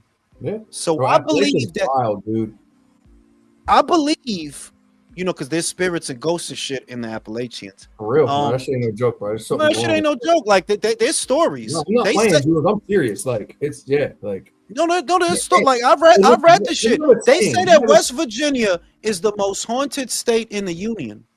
Jules, there's a saying in Appalachia, not just West Virginia, all of Appalachia. If it's nighttime and you're outside, if you hear your name being called or someone speaking to you from a distance, do not go to it. Do not respond. Go the opposite direction and shut the fuck up. Can I ask a question about the lore? What is it that they're saying them things are? Oh, nobody. There's a lot of theories, but listen, man, I've been up there. Like we trained up there in Ranger School in northern Georgia in Appalachian Mountains. We call the people up there. We have a name for them in the Army. We call them Cletus, bro. Cletus. They're real, bro. We're sitting here. We just came off a firefight off a mountain. We're patrolling, walking down the trail, and this motherfucking 4x4 Cherokee pulls up, bro. Lifted and shit, big ass tires. And I was right. I was on point. So I got the Ranger instructor, the RI, right next to me. I'm on point. So I'm right there, and I'm standing here at this dude's car, at his Jeep, watching my Ranger instructor have a conversation with this local fucking national from Appalachia. This dude, bro, I looked into the fucking window of the car. He's got it rolled down. He's hanging his arm out, and he looks at the RI. He's like, "Hey, how's it going, sir?" Spits out some chew, like, and he's like, "Hey, how you doing, buddy?" He's like, "Y'all just had a firefight up there." Because what they do is this. That's the Tennessee Valley Divide. You're not allowed to pick up anything that falls from nature. You're not allowed to leave anything. And when we have our little training, our little ambushes and gunfights in our training up there, we leave brats from our guns everywhere. You know what I mean? Mm-hmm. And these dudes, they track us and follow us, and they go pick up that brass and turn it in for money. These Appalachian dudes. He goes, "Y'all just had a firefight up there?" And he's like, "Yep, yeah, sure, right there." And he's like, "Okay." Bro, Jules, this dude's teeth were all kinds of colors. I can't even describe. Gnarly as hell. His skin was super pale. His eyes, Jules, I'm not playing. His eyes were fucking red, bro. He was for real albino. Crazy inbred, bro. Teeth were all mangled. He had a crazy 3-finger Copenhagen dip in the side of his lip. His skin's pale. He's got freckles everywhere, and his eyes are red. And he's driving a fucking Jeep Cherokee. And he's like, "Y'all had a firefight up there?" Spits out his little chew. I was like, "What the fuck? This is real. I've heard stories, but they're real." And the dude was like, "Yep." He's like, all right, Sergeant, thank you." And he started driving up the mountain. Because there's no pussy. The problem is they need to import. See, instead of importing Somalians to Minneapolis, they need to import pussy to the Appalachians. That's why they keep fucking each other. There's about 5 bitches in the whole shit. No, speaking of pussy in the Appalachia, I'm glad you said that. So about 2 weeks after I finished mountain phase, we find out through the grapevine, through the military grapevine, this didn't make the news, Jules. One of the Ranger instructors who was stationed there at Camp Merrill in northern Georgia in the mountains in Appalachia, right? His girlfriend went on a hike with her friend and went missing, disappeared. Bro, literally, it was so serious. They shut down the Ranger school training and mountain phase. They had all the Ranger students out there covering kilometers, spread out, looking for this girl, bro. Everybody's looking for her. Didn't make the news. They found her body, raped and murdered, bro. Wow. Gone. They found her raped and murdered. And on a prominent public trail in the Appalachian Mountains, brother. Everybody goes and frequents. Yep. Wow. Her friend lost. So her friend's story. She goes to fucking use the bathroom, just a few feet into the bush. Her friend waits a couple minutes, looks for her, can't find her, can't hear from her. Walks a few feet into the bush where her friend went. She's not there. She calls for her, can't find her. Nothing. 3 days later, they find her raped and murdered. Wow. Yes, bro. So I'm gonna tell you something right now. If you ain't from the fucking real woods, you ain't from the mountains, don't fuck around out there, man. That's real. I mean, the shit is that's real wilderness out there. You know what I mean? Yeah, bro. You know, motherfuckers get used to the city or get used to the burbs, but that shit up there, like that's one of them part. Like, yo, that's real wilderness up there, bro. That's No, that's their own world, bro. Like they're not part of the United States of America. They're their own people, their own culture, their own country. Like the Appalachian is fucking different, bro. I'm telling you, man. Like nope. Well, listen, yo. If you don't know your way around the woods, you don't know what you're doing, don't step off that trail, man. Stay the fuck on that damn trail. Listen, motherfuckers. My old ass about to go to sleep. I will go live tomorrow. I'll see y'all on the next one. That's what's up. Peace out. Night, y'all. Peace.